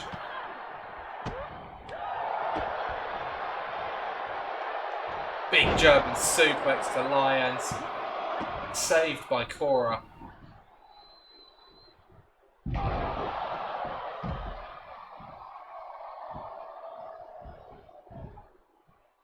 Again, every time Cora Jade seems to have an opportunity to win this match, she diverts. She's gone after Lyons with the chair. Io Sky happy to sit back and watch this unfold as it backfires on Cora Jade. Face first onto the LED board. And a split leg drop by Lyons on the outside of the ring. Seems to have removed Cora Jade from the equation. And Io Sky was ready for it. Into the Koji clutch. Nikita Lyons taps. And Io Sky is heading to Money in the Bank.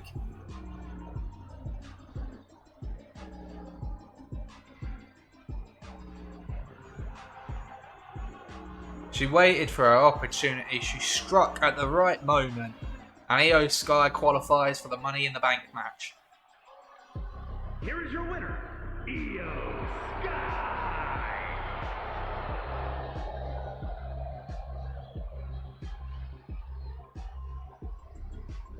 A big win for the Genius Sky to get back on track on SmackDown. Which does give us 3 participants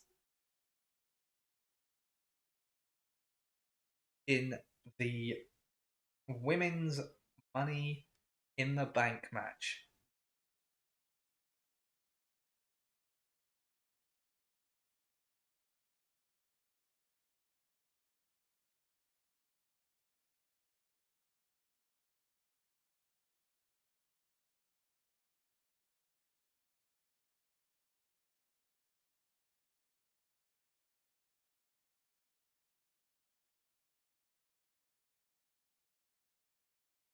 Right, ladies and gentlemen, it's now time to turn our attention to the men's Money in the Bank match.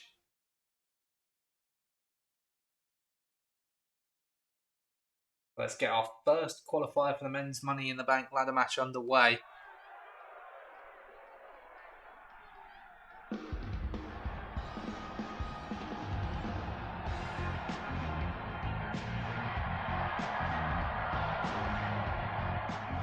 The following contest is scheduled for one fall, making his way to the ring from Dudley, England, weighing in at 175 pounds, Tyler Bate.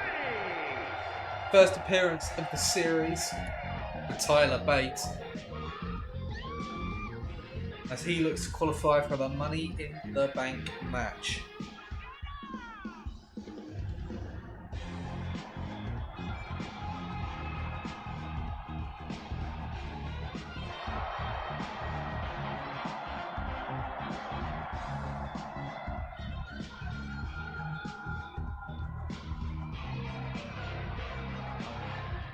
But he's going to be up against it tonight. No easy matches, it's qualifiers, of course.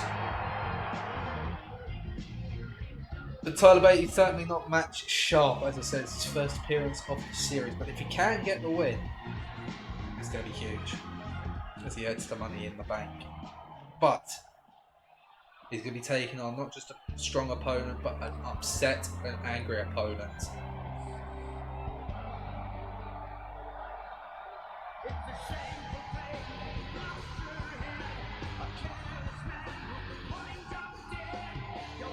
From Dublin, Ireland, weighing in at 267 pounds, the Celtic Warrior, Sheamus. Sheamus then unsuccessful against Randy Orton at Backlash. He is not the #1 contender, but instead he has a chance to qualify for the Money in the Bank ladder match.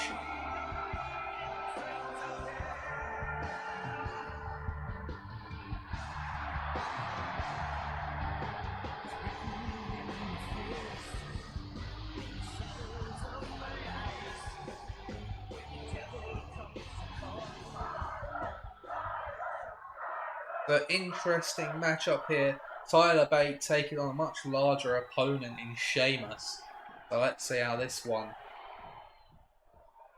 transpires. We get the match underway as the strikes from Bate. Oh, bang! Right out of the gate.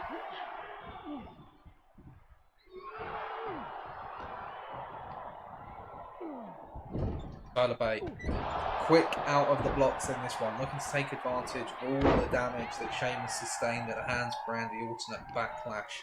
That punt kick to end the match certainly will have done some damage to the noggin of Sheamus.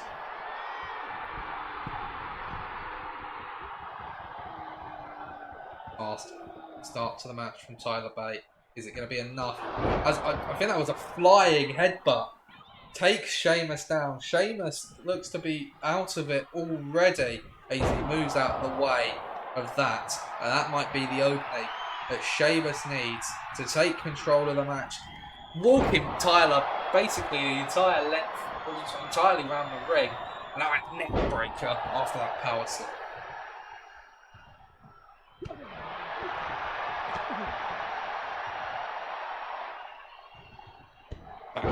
as well by Sheamus.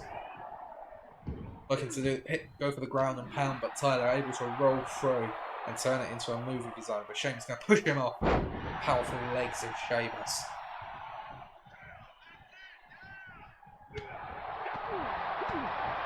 Pulls the excellent striking game of Sheamus coming into play here. Really helps him get back into the matchup. Now he's going to use his strength. He's just going to toss his smaller opponent across the ring. He's telling him to get up. Sheamus not impressed with Tyler Bate in this contest.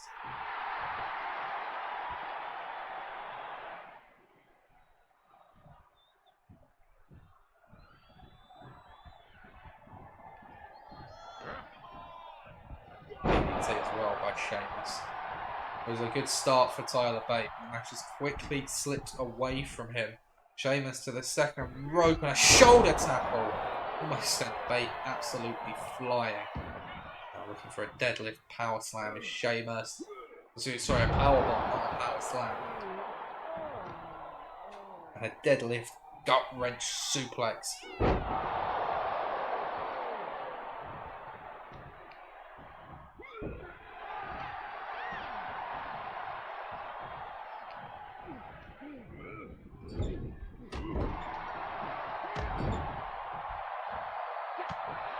Tyler fights out of that. Needs to get some momentum back quickly. Hurricane Rana start the job nicely. Wrenching now on the arm and fingers. That British strong style Tyler Bate is a part of.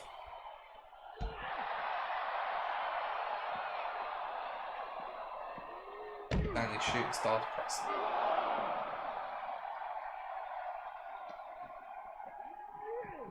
Irish whip into the steps, doesn't really connect. Tyler Bate. And he's gone for an aeroplane spin. He's going to make Sheamus dizzy. He's probably going to make himself dizzy. He's making me dizzy. Just watch it. He's going the other way now.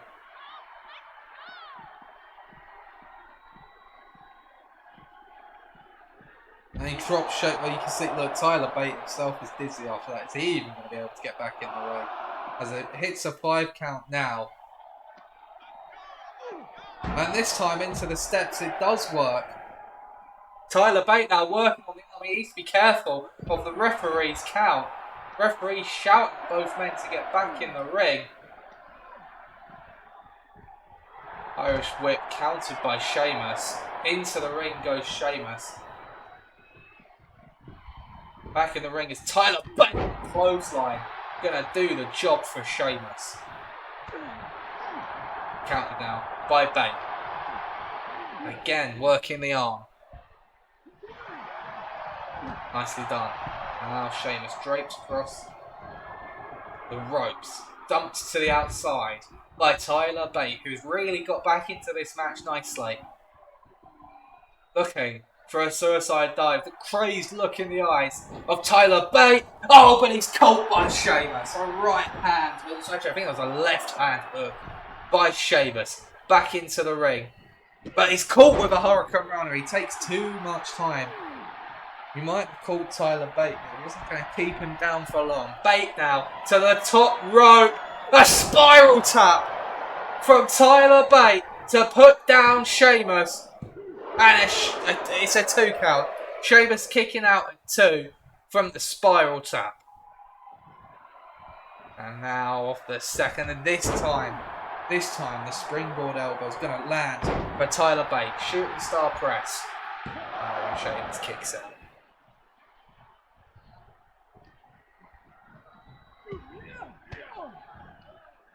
Sheamus now fighting out of that predicament.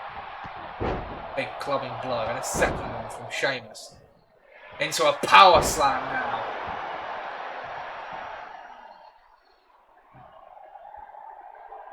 Tyler Bate looks to be dead weight as Sheamus.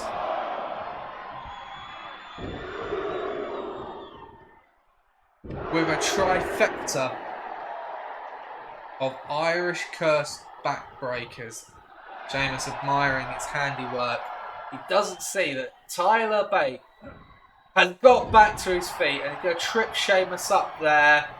German suplex as well.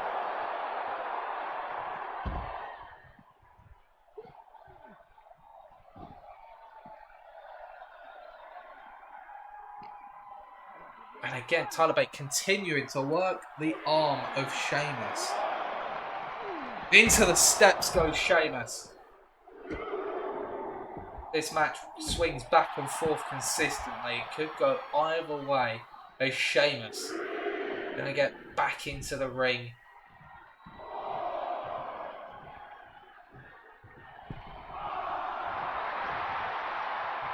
Mocking his opponent. The head scissors from Bate. Nicely executed. And now perhaps looking to connect with the Tyler driver. Sheamus catches the boot. He's going to turn it into a choke slam. Are you not entertained? Said Sheamus.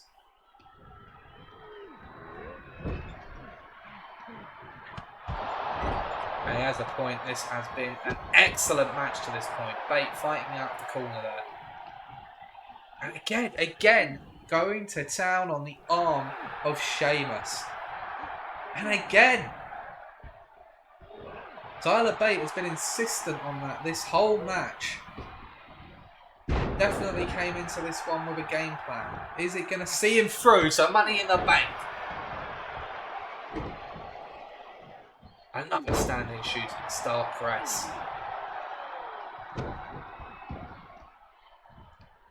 And again, Sheamus fights out.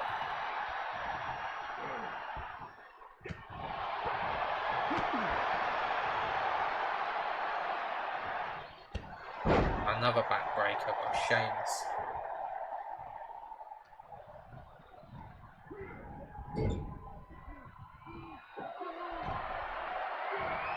To the top rope we go. Sheamus has Tyler up on his shoulders, looking to roll through. That might have broken the back of Tyler Bate.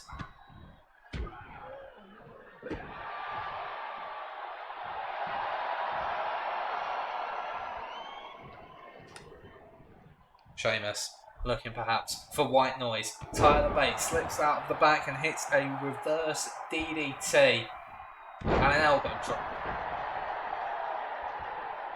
Tyler seems to have the Irishman where he wants him here. And for a second time, we're going for a plane ride. It's the aeroplane spin, this time in the ring. And back we go. A return trip. And I tell you what, Sheamus and Tyler were not dizzy before. They certainly will be after that one. Into the cover this time. Tyler Bate looking to get the win. No, Sheamus kicks out. It'll keep him dizzy, but it won't do a lot of damage. This will though. Tyler Driver 97 to get the victory over Sheamus. And Sheamus barely stays alive in this one.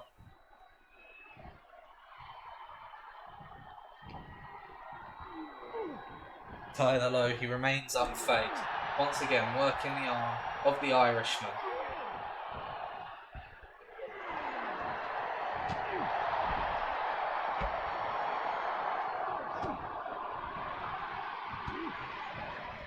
Go for a big knee. Bate moving out of the way of that. Sheamus fights out.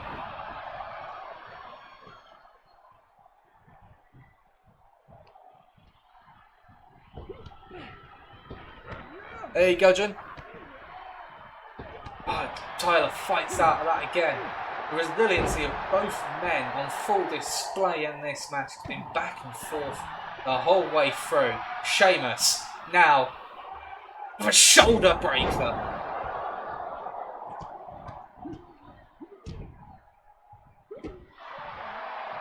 And you don't see this often.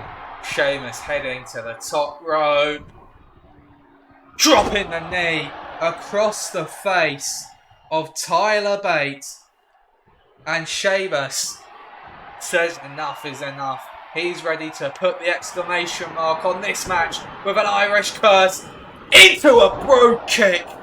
Surely there is no getting up from that for Tyler Bate, and there isn't. Sheamus has qualified for Money in the Bank, but an incredible performance by Tyler Bate tonight. Definitely one to keep an eye on.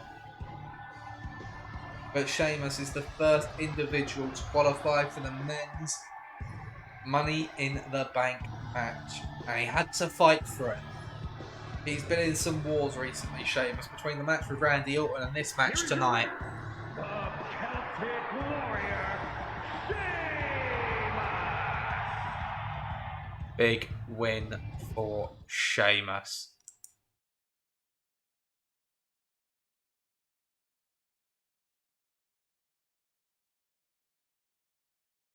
We're going to keep this train rolling.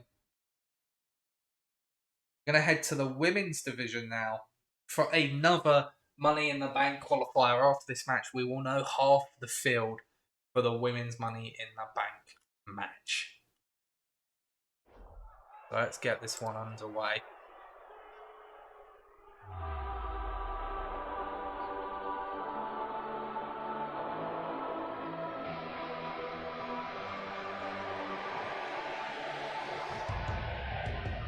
The following contest is scheduled for one fall. Making her way to the ring, representing Damage Control from San Jose, California, Bailey!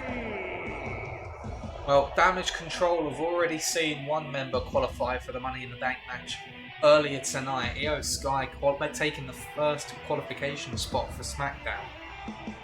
Is Bailey about to join her teammate in the field for that match?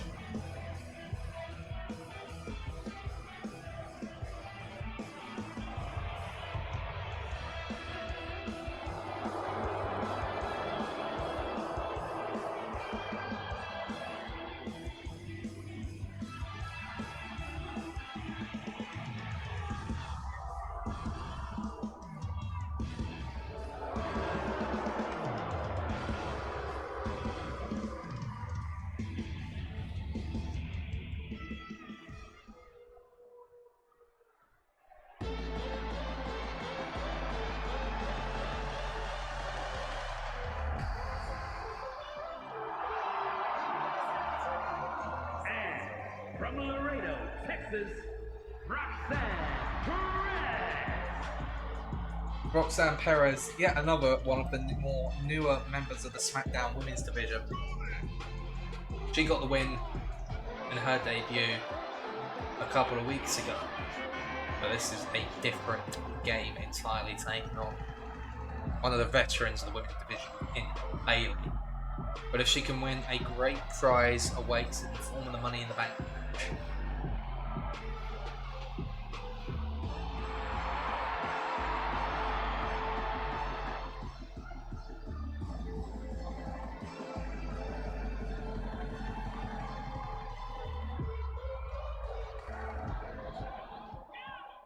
We'll get this contest underway now.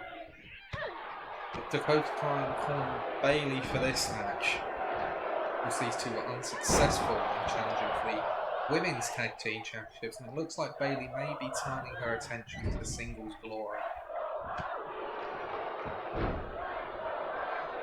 Bailey does take control of the early goings of this match.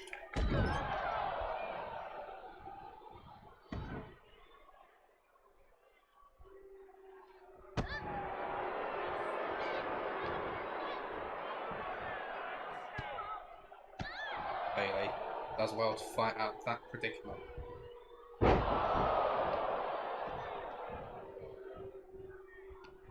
Definitely has the upper hand in this contest so far. Into the corner we go. Bailey now places Roxanne into a Tree of Woe position. Not good for Bailey. Not good for Perez. It is good for Bailey, who hits an elbow drop in the corner. Going to make the cover now. Only gets a one. You see the referee. The referee's attention has been caught by the turnbuckle, which Dakota Kai removed a moment ago. Bailey looking to capitalise, and Perez Smart from Perez. Rolling out the ring, preventing Bailey from capitalising with the chair and stopping Bailey from, let's be honest, cheating. Irish whip into the corner we go. Oh, the referee taken out. And a second chair brought into the match by Dakota Kai. And this one is going to connect.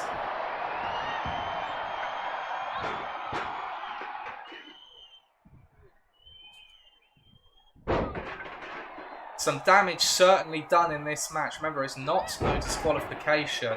The baseball bat brought in as well.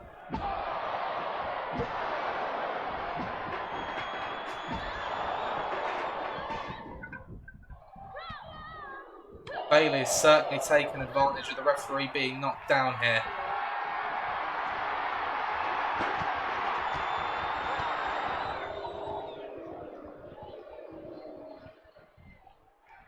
And it's certainly advantage Bailey in this contest now. As Roxanne decides, you know what, if you're going to cheat, so am I. The referee not calling that one. I think he might have a suspicion of what's gone down, but he can't prove it. It's the leg sweep from Perez into the cover. Bailey kicking out of that one comfortably. Irish whip off the ropes. Here we go. Fez press from Roxanne. Takes down Bailey.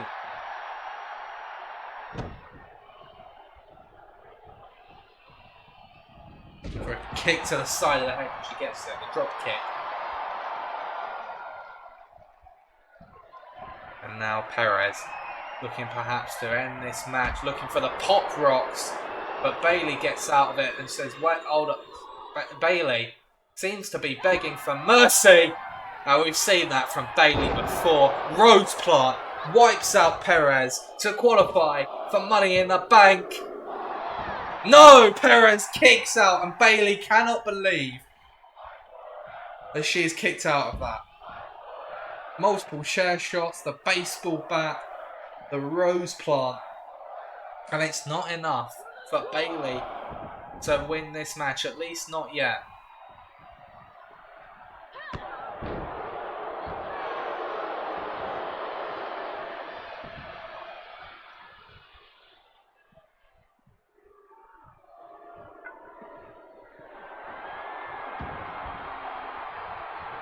Bailey once again bringing a chair into the match, and the referee's going to get involved. Perez going to try and take advantage. Into the corner we go.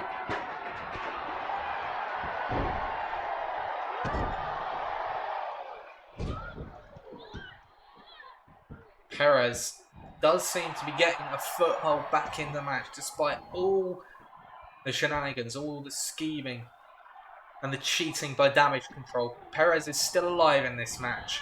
Into the corner we go. As the referee dealing with the turnbuckle.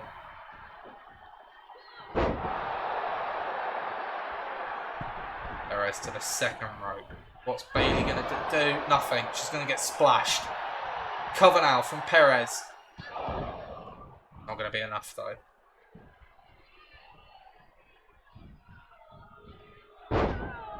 Takedown from Bailey. The multiple strikes to the face.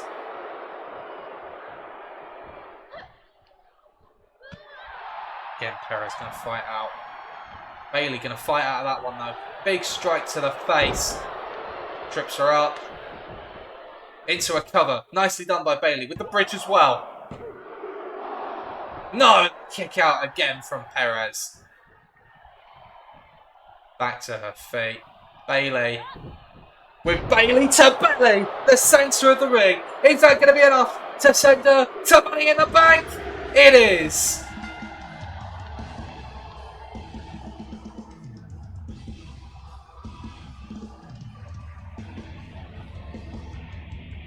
Oh, hang on a minute. We're not done here. Damage control. Not happy with the fact Bailey's qualified. The referee's in the line of fire as well. There is absolutely no need for this from damage control. an attack after the match with the chair. Dakota Kai is very happy with herself. So happy, in fact, that she wants a chance to do a little bit of damage herself. A 2-on-1 attack with the chair to Perez, completely unprovoked by damage control.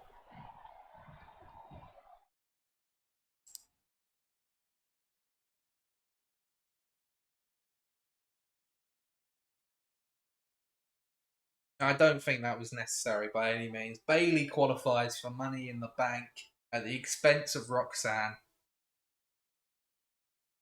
There really was no need for it. Well, we're going to keep this train going of Money in the Bank qualifiers. Half the field has been completed for the women's match, but we're a bit lacking on the men's contest, with only Sheamus qualifying so far across both shows. So let's get another men's Money in the Bank qualifier underway.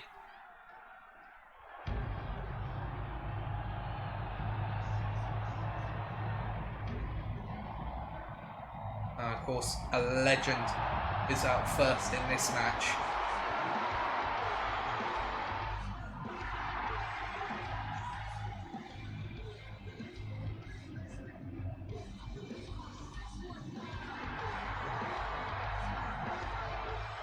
The following is scheduled for one fall, making his way to the ring, representing the LWO from San Diego, California, weighing in at 175 pounds, Rey Mysterio! Mysterio has had his issues over the last couple of weeks with carrying Cross. You have to wonder if that's going to have an impact on this match tonight. Rey Mysterio, no doubt, got to be having his eyes in the back of his head to look out for Cross in this qualifier. But he cannot overlook his opponent, who has absolutely waged a warpath through SmackDown since his debut a few weeks ago. And his opponent from Woodstock, Georgia, weighing in at 230 pounds, the WWE United States Champion, Braun Breaker! Well, this is a fascinating match we have on our hands here. A legend in Rey Mysterio, one of the greatest to ever lace a pair of boots, taking on one of the stars of the future. And I say a star of the future, he's already making himself into a star with his performances since debuting on SmackDown. The United States Champion, Braun Breaker.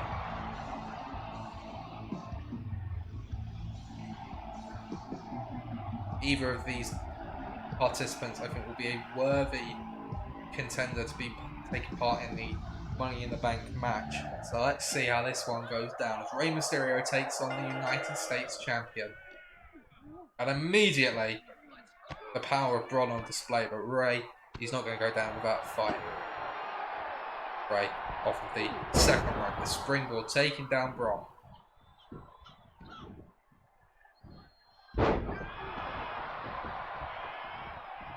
Looking for a kick, and a schoolboy from Braun Breaker, and takes down Rey. Moonsault from Braun, a cover. Only gets the one.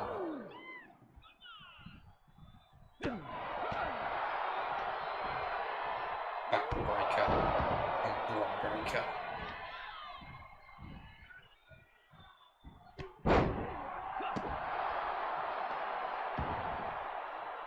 This is definitely a strength versus speed, power versus agility in this match, but also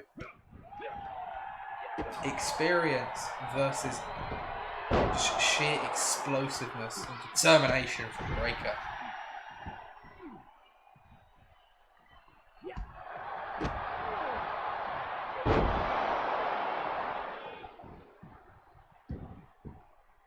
Rey to the outside of the ring. This is a no disqualification match. So Rey looks to take advantage of Braun. Going to seize on the hesitancy of the Luchador Gutbuster.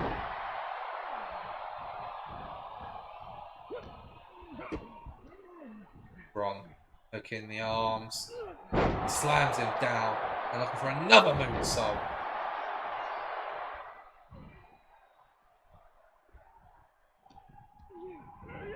Into the corner we go. Slams the head into the turnbuckle. And now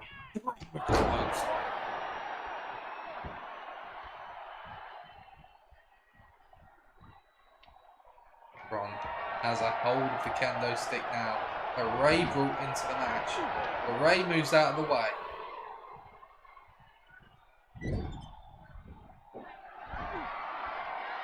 And sends both competitors lucky. The kendo stick hasn't played a factor yet.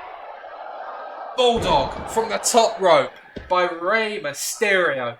Hooks a leg to pin Bron Breakker. No, he only gets the one. Bron Breakker is, of course, undefeated since his debut on SmackDown about a month ago. Now, baseball bat in the hands of Rey Mysterio. Bron counters. Rey, with a Hurricane Runner, drops the champion.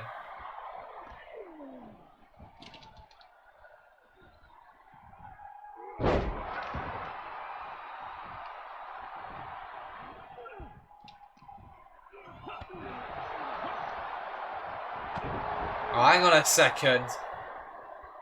Well, you felt it was a matter of time before Karrion Kross stuck his ugly nose in Rey Mysterio's business. A headbutt.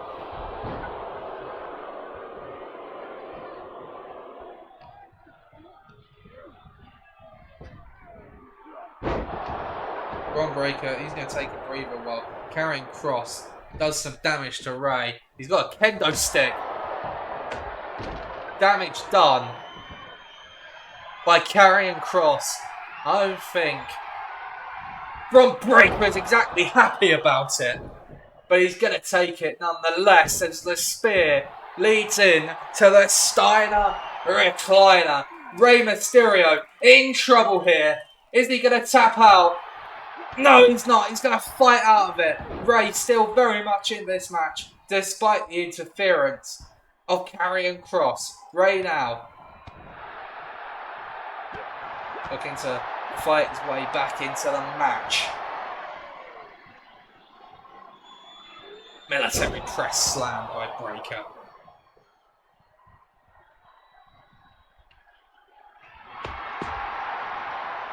Bron is waiting for Rey. Oh no, he's going to toss the kendo stick at him.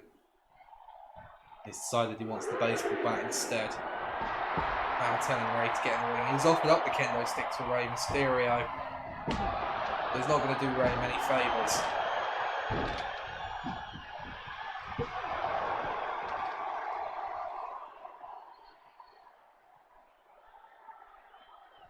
And a baseball bat to the back of the head.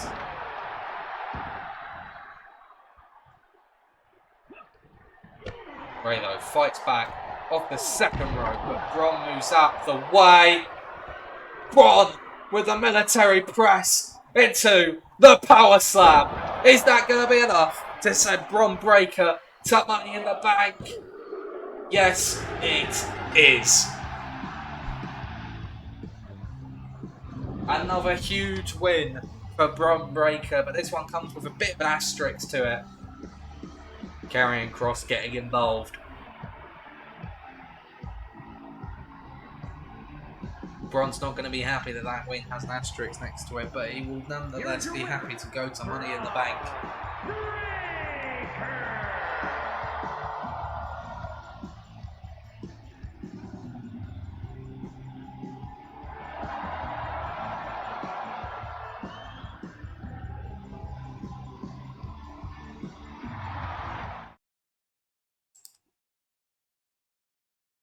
Bron Breakker joins Sheamus in the Money in the Bank match.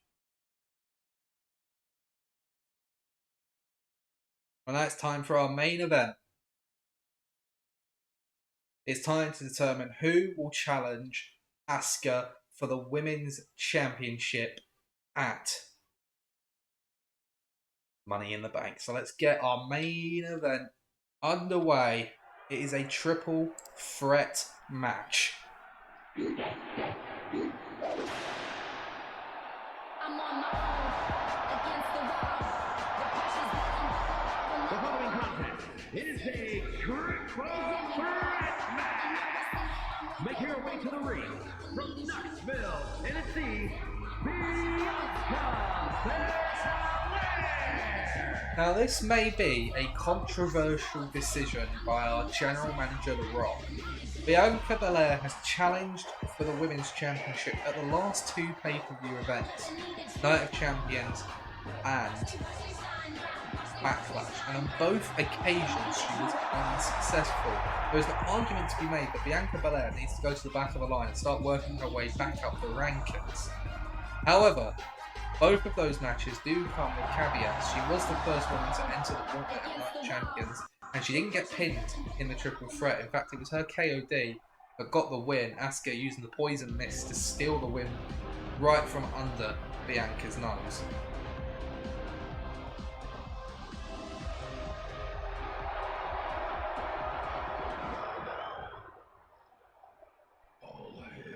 And her opponents, first from the Queen City, Charlotte Flair. Charlotte Flair with a night to forget at Backlash, losing to the rookie Tiffany Stratton in what was Stratton's first match on SmackDown. A huge upset in that contest, but nonetheless Charlotte has been picking up the wins. The Rock has determined that she's done enough to enter this #1 contenders match.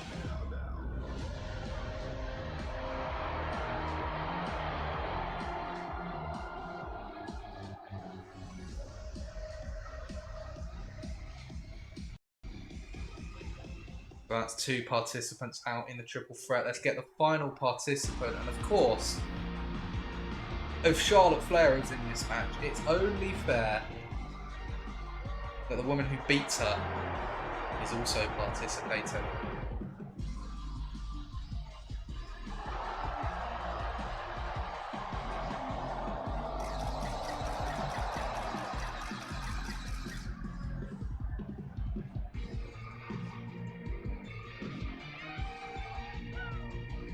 And from Prior Lake, Minnesota, Tiffany Stratton. Tiffany Stratton with a debut for the ages at Backlash, as I said, picking up the victory over Charlotte Flair. She beat one of the all-time greats in her first match.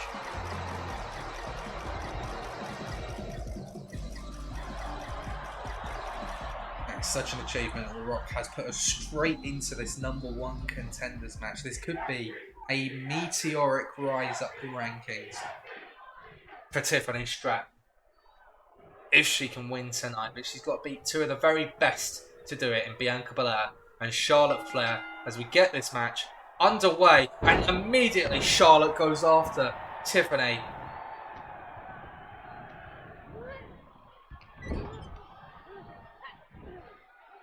A little bit of revenge definitely on the mind of Flair. She needs to be careful not to let that get the best of her in this match.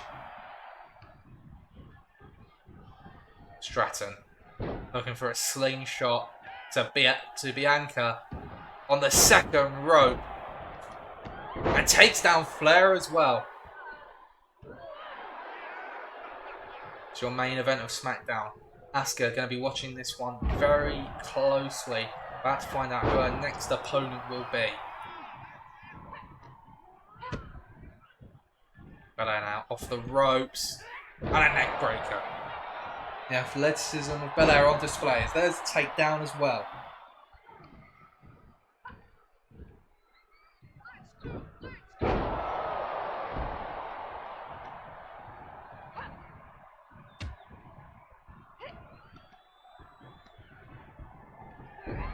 Corkscrew from Flair, and another one. A spear from Belair takes down Charlotte to the cover, but Stratton is there to make the save. You hear the woos echo around the stadium for that shot from Flair. A big slam as well. Cover on Stratton. Belair, I thought she was outside the ring. She absolutely flew to make the save there. And she's going to take a backbreaker for her efforts. As Flair now heading to the top rope looking for the moonsault. She gets it. Stratton into the ring with a kendo stick. She's going to try to steal the pin off of the moonsault. Flair's there. I think she might have kicked out anyway. Belair, and now Stratton going to pay.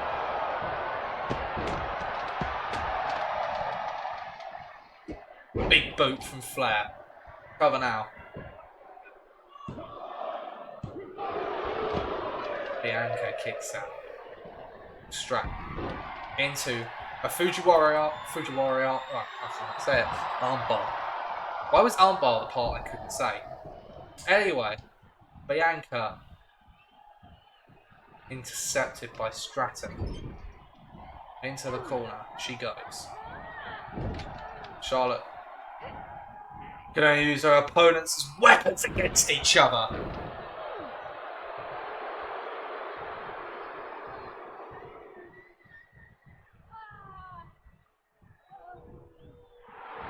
Stratton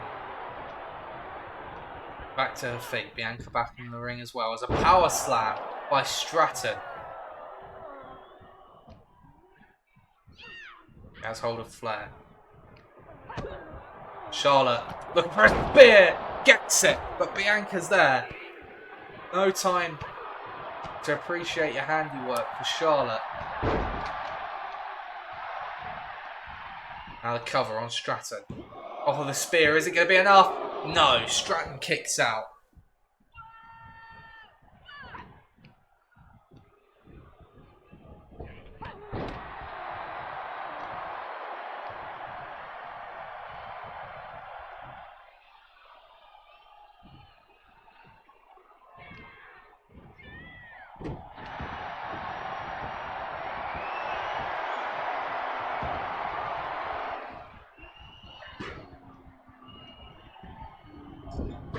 Chair to the back of Bianca.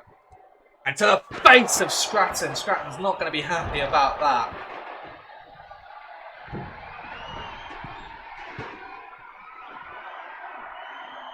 Charlotte looking for another moonsault. And oh, she caught Belair in the process by accident. And now Charlotte looking for the figure eight. But Belair back to her feet. She is going to intervene in this. You have to think. But the figure eight is locked in, and yes, Bianca breaks it up very quickly. Charlotte working the leg.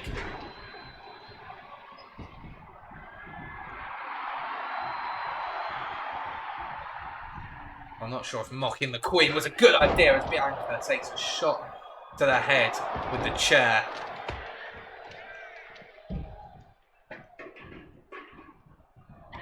Bianca takes down the Queen now.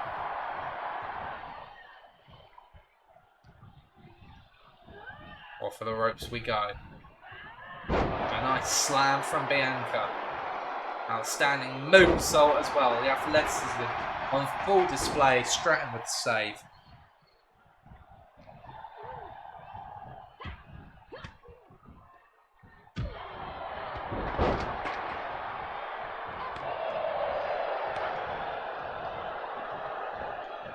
Bianca fights out of that one. Stratton gets involved again. She takes a kick to the face for her troubles.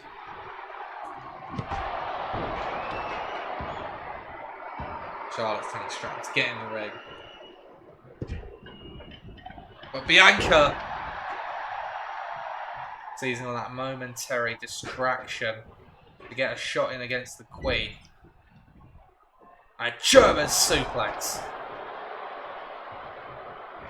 Up to the top rope we go.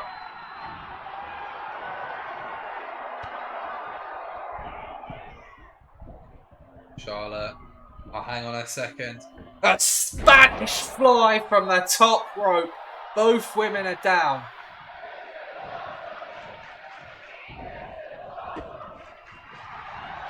Stratton into the ring now with a sledgehammer.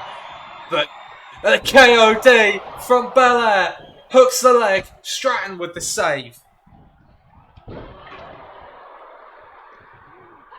Charlotte Flair rolls out the ring. I'm not surprised. That is a big shot. And Stratton, I think, went face first into the turnbuckle. All to play for still in this match. Charlotte back in the ring. She's working on the leg now, Bianca Belair. Big chop. And a forearm as well. Charlotte, she notices that Belair is out of the ring. She sees her moment. Looks in the figure 4. Can she transition into the figure 8? There it is. Is that going to be enough to put an end to the match? Belair back in the ring just in the nick of time makes the save. I have to think that was the end for Tiffany. Standing shooting star press by Belair. And now Belair has Charlotte Flair up for another KOD. The kiss of death could be the end of this match. Cover. No, Charlotte kicks out instead. And a spear.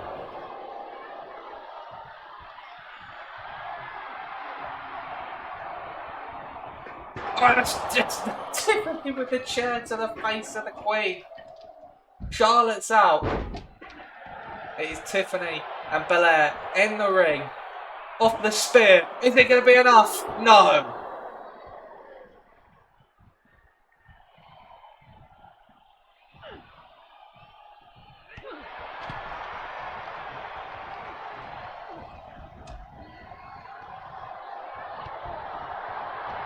Consistent back and forth in this match.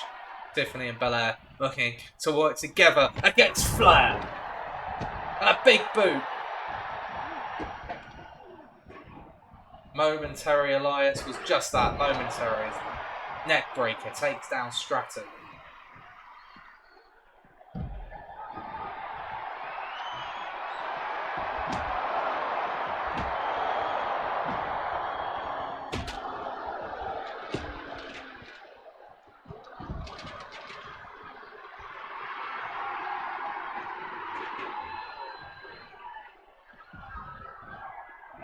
Into the ring goes Stratton.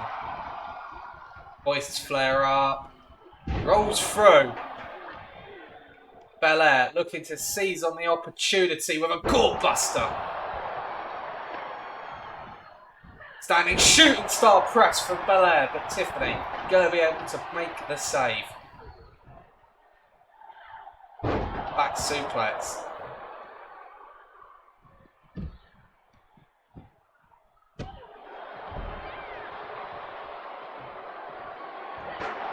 Repeated chair shots. Well, actually, not repeated, it was just one. There's a pin now. And Charlotte Flair kicks out. I don't think Belair was going to make the save in time. Charlotte had to kick out as there's a deadlift powerbomb from Belair.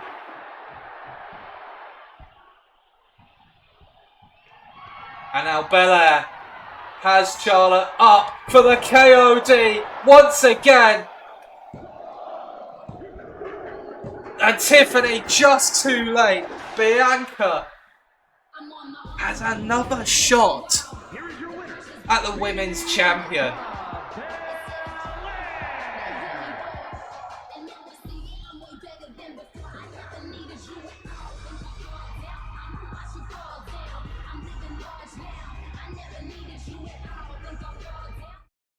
Well, you might say that it had to come to this after all of the near misses for Bianca Belair over the last couple of months.